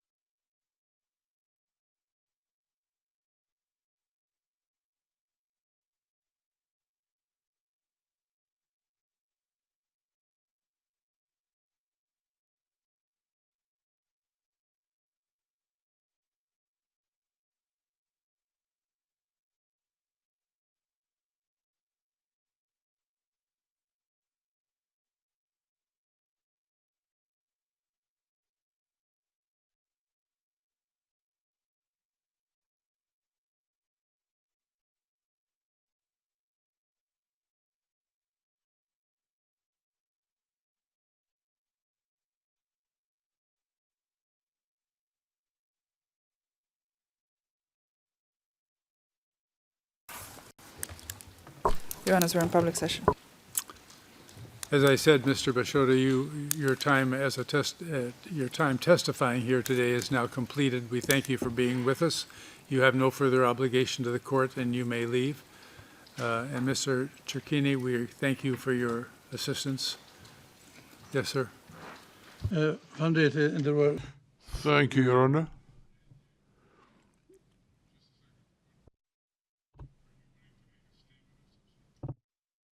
No. I had a number of papers here on the desk until yesterday. I don't have them here today, and I want to know what will happen to them. If they are, These were notes that I took whilst I was here. no one else will get to see them or come into contact with them. They will be destroyed. That is our practice. Okay. Thank you. Leave the courtroom in the company of the court usher. Thank you.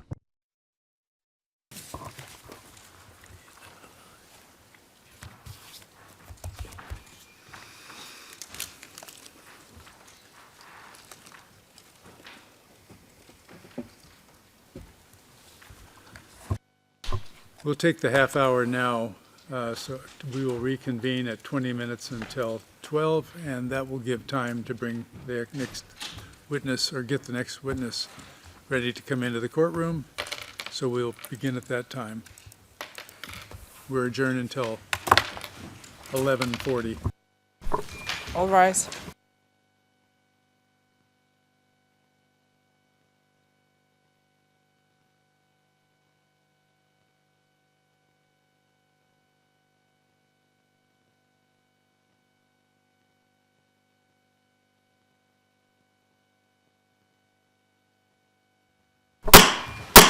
All rise.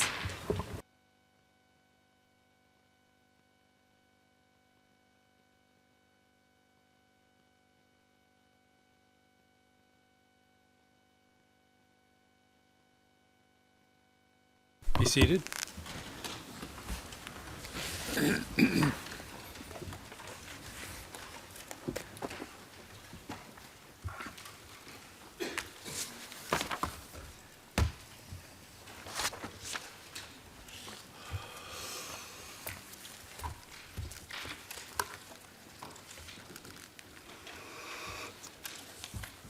We will now start hearing the evidence of prosecution witness W01225. Madam Court Usher, please bring the witness in.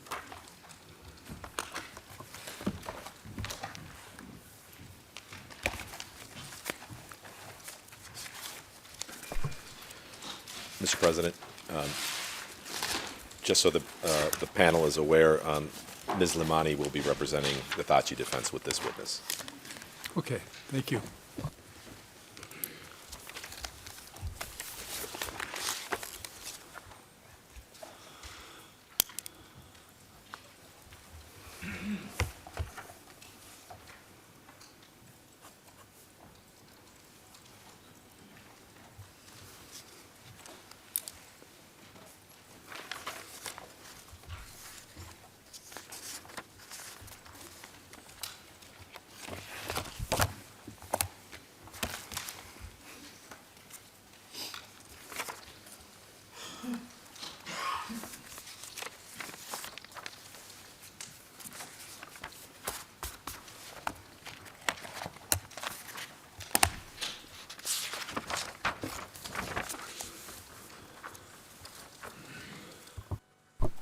Good morning, witness.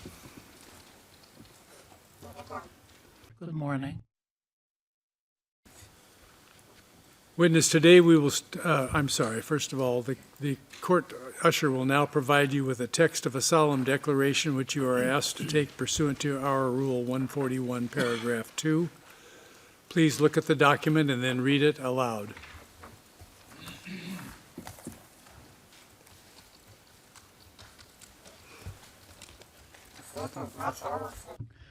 Conscious of the significance of my testimony and my legal responsibility, I solemnly declare that I will tell the truth, the whole truth, and nothing but the truth, and that I shall not withhold anything which has come to my knowledge. Down now.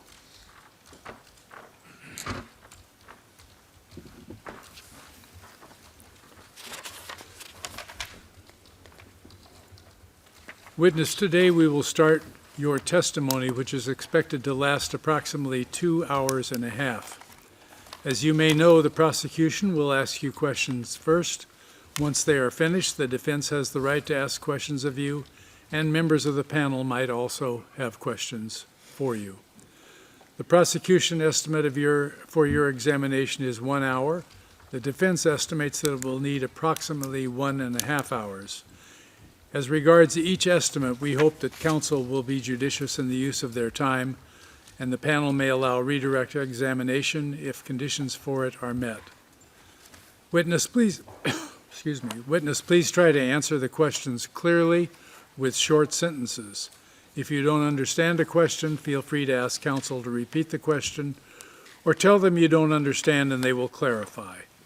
Also, please try to indicate the basis of your knowledge of facts and circumstances that you will be asked about.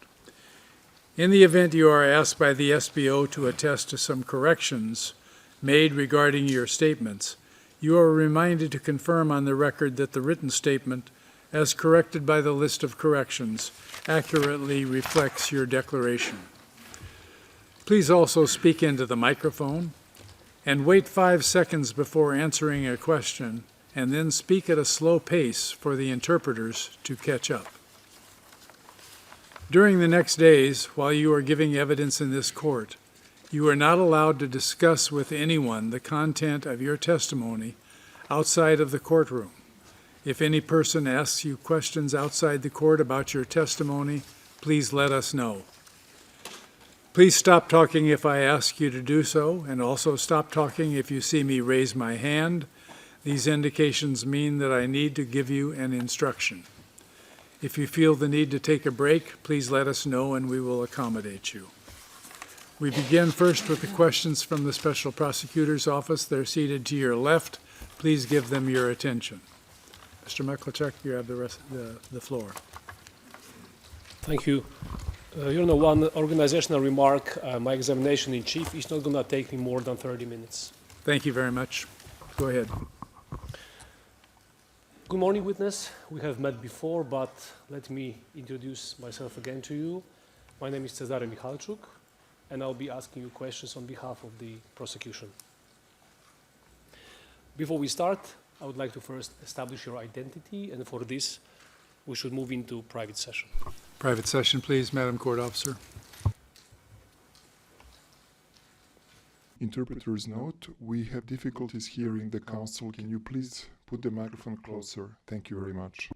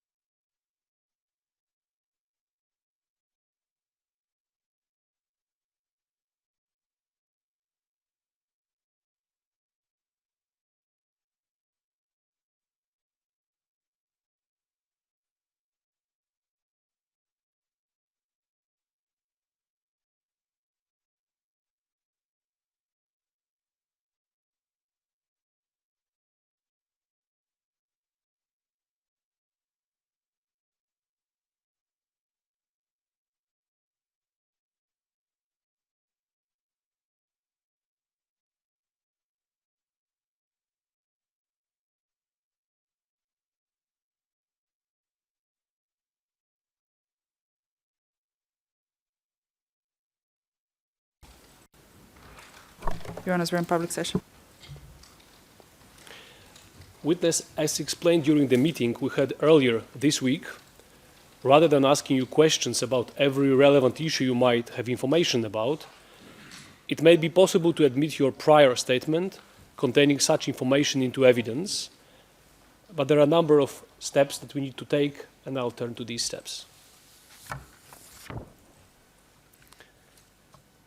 Witness, have you been previously interviewed by the SITF?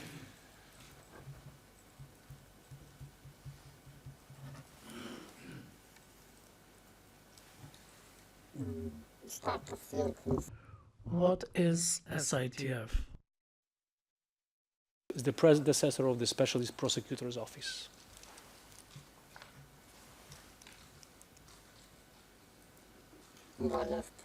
Yes, I was. Could the court officer please pull up the following documents, English and Serbian? For English, it would be 009242, TRET, Part 1, Revised, Read 2, page 1, and Serbian, the same number without ET, also page 1.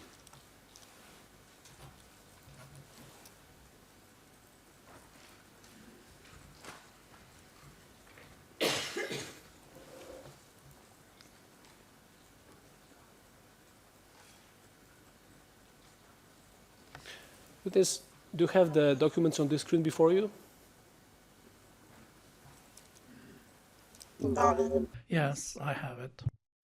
These documents, do you recognize them as your SITF interview?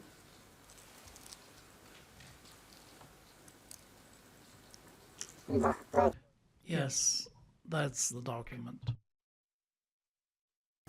Madam Court Officer, can we now remove these documents and pull another set of documents? English and Serbian. For English, it would be SITF 000-81390 to SITF 000-81410 ET, page 1, and Serbian, the same number without ET at the end.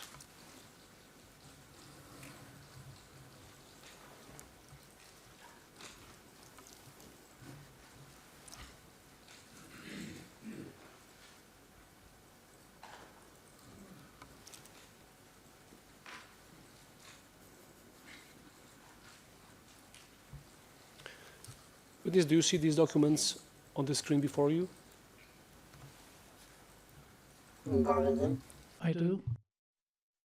Is as your court testimony?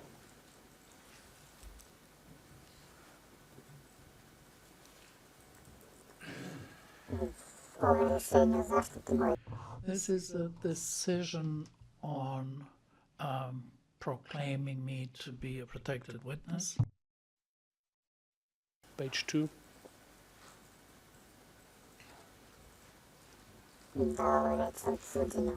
Yes, this is the trial itself. Court testimony?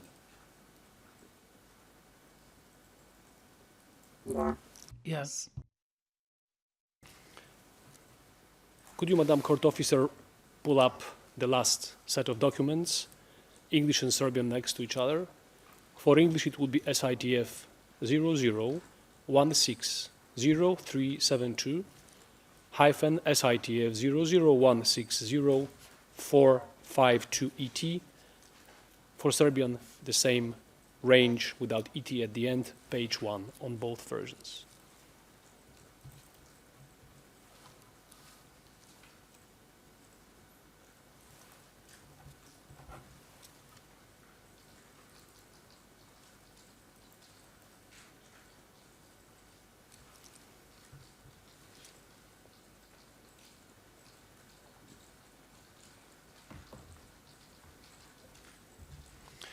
With this, do you see the documents in front of you on the screen? Yes, I do. Is it as your court testimony?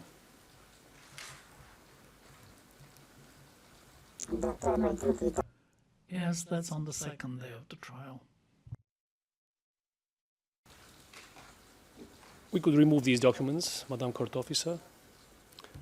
As part of your preparation for your testimony today, did you have the opportunity to review the contents of these documents?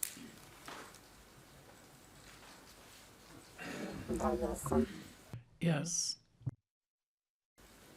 During your preparation session, did you have the opportunity to make corrections and clarifications to these statements? Yes.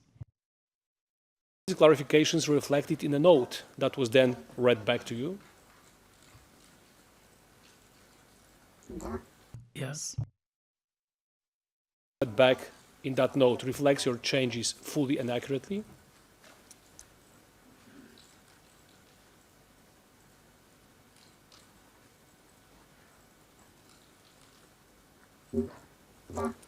Yes. Interpreter's note, could the witness please be instructed to speak a bit louder? Up a little bit when answering the questions, please. Apologies, yes. Subject to the changes provided in that note, do these statements accurately reflect what you said and what you would say if asked again in court today?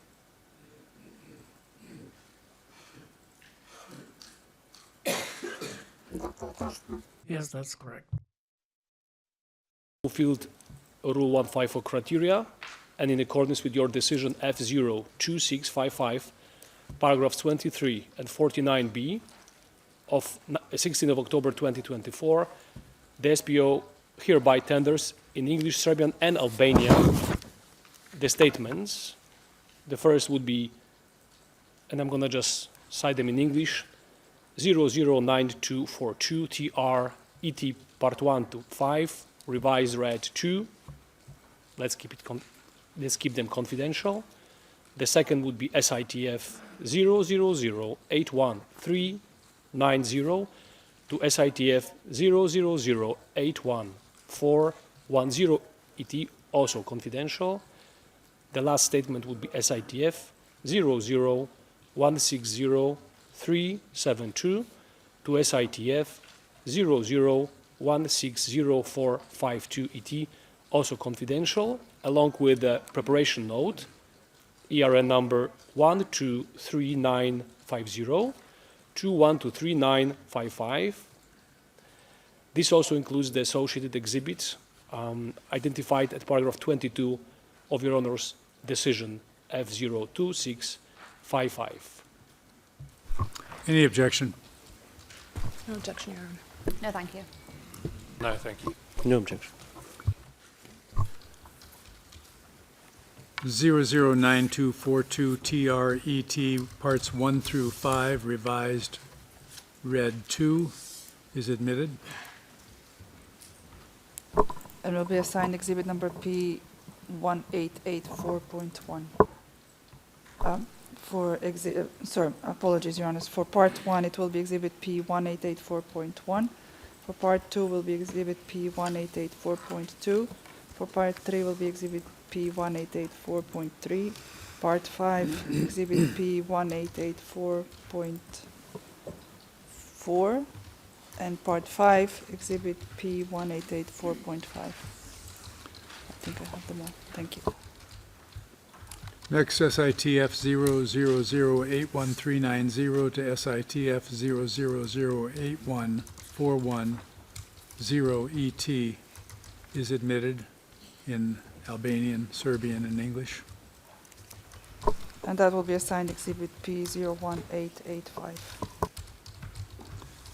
And then SITF 00160372 to SITF 00160452 ET is admitted in Albanian, Serbian, and English. That will be assigned exhibit P01886. The note at 123950 to 123955 is admitted. And will be assigned exhibit P01887. And the associated exhibits are admitted.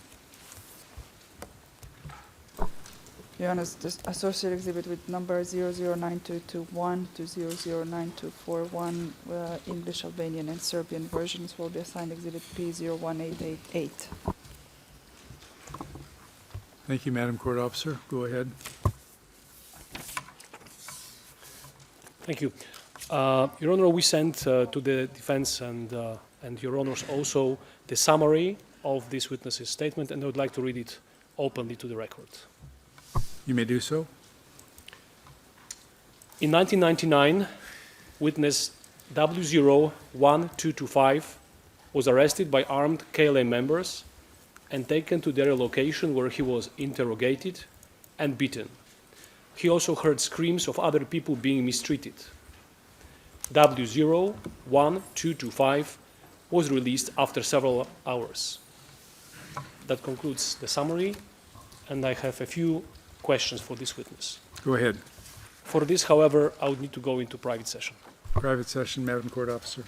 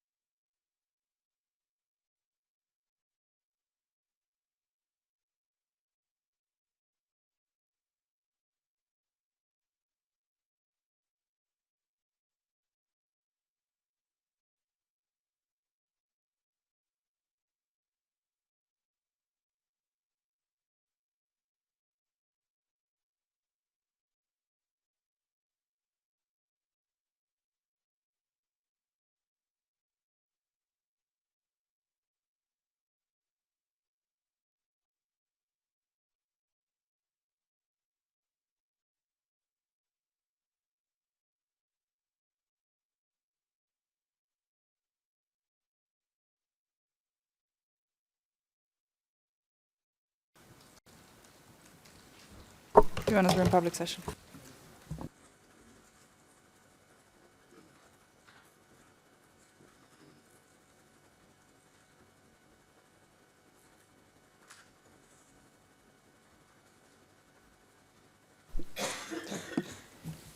Good morning, witness. My name is Falun Zalimani, and I'm going to ask you today some questions on behalf of Mr. Thaçi. Witness, you've told the SITF during your interview that you were a member of the Yugoslav army in 1992, 1993, and 1994. Is that correct?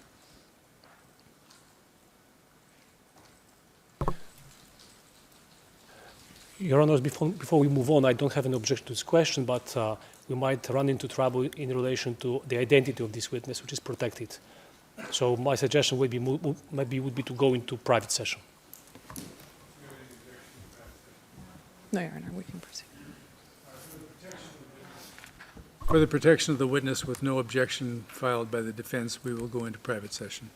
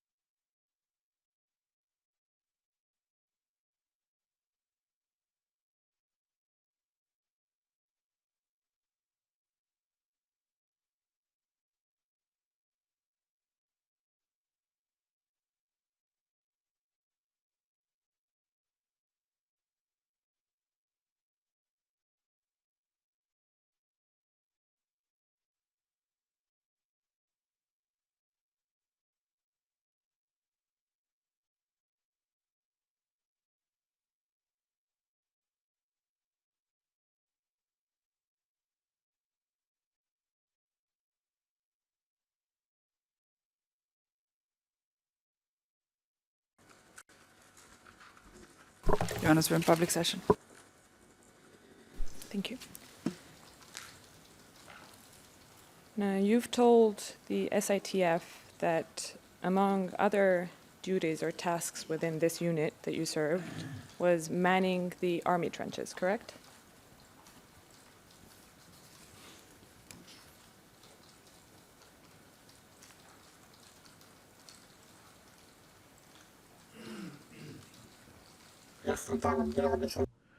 I was a private. I didn't have any particular duty. Well, you were asked by the SITF during your interview, and your answer was, we had trenches there, we manned the trenches, we went into the woods because of it. Is that one of the tasks that you had?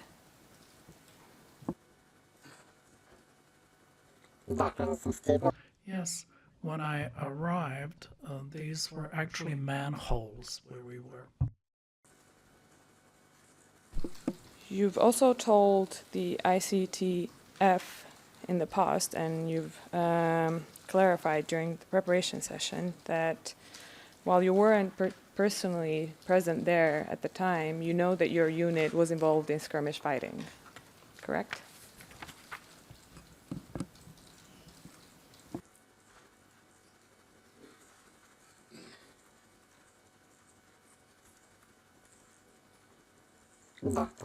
Yes, that's correct.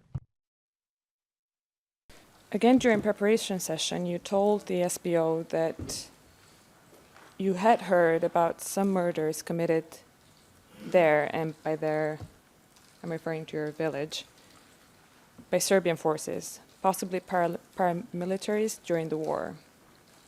Is that your recollection?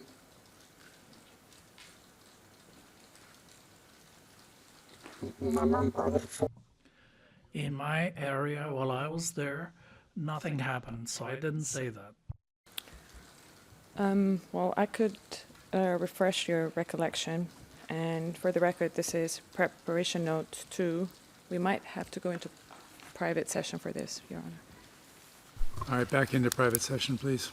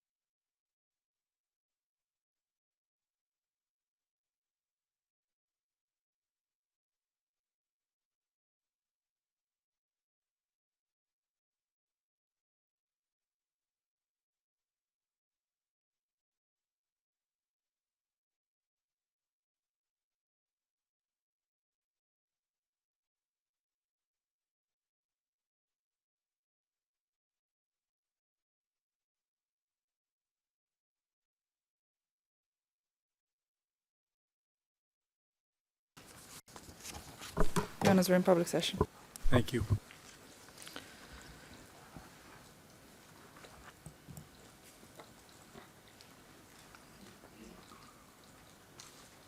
So you say the streets were empty. However, you told the ICTF, the SITF during your interview that as you were coming back, there were a lot of people celebrating, Albanians. They were shooting in the air.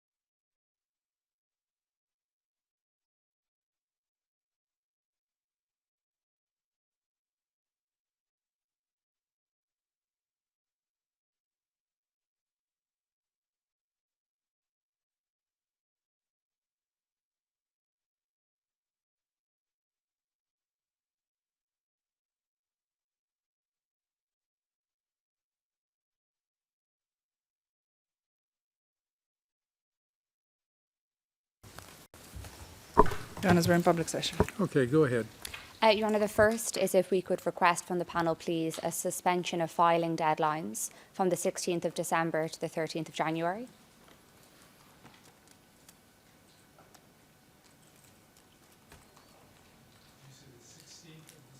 Yes. And the second, Your Honour, is simply a query as to whether and when we will get the decision on filing 2633. This is the experts' evidence decision. Your Honour, the panel's decision will make a significant difference both to time estimates and to preparation for those witnesses. And we'd ask for an indication as to when we should anticipate receiving that decision. It's our anticipation that you'll have it before the winter recess begins. Is that before then the 23rd of December? So we won't have it during working time, we'll only have it during the recess. That I said you will have it by then. By then. Hopefully it will be before that, but we have a few other things to do as well. Yes. So I understand your request. Does anyone want to speak to her request on the suspension of filing deadlines for those dates? First of all, let's ask the prosecution.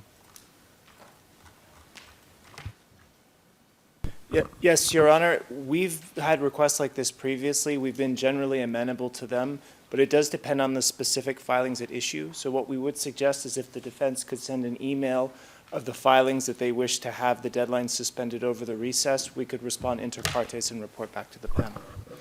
Certain things cannot be suspended, such as the detention reviews that have to be done. And we would ask for a blanket suspension bar that one form of filing. Yeah, we don't know what's going to happen. We don't know what. Of course, Your Honour, there may be something that is particularly urgent, but we would ask that the order is made that there is a suspension of filings bar any emergency form of filing.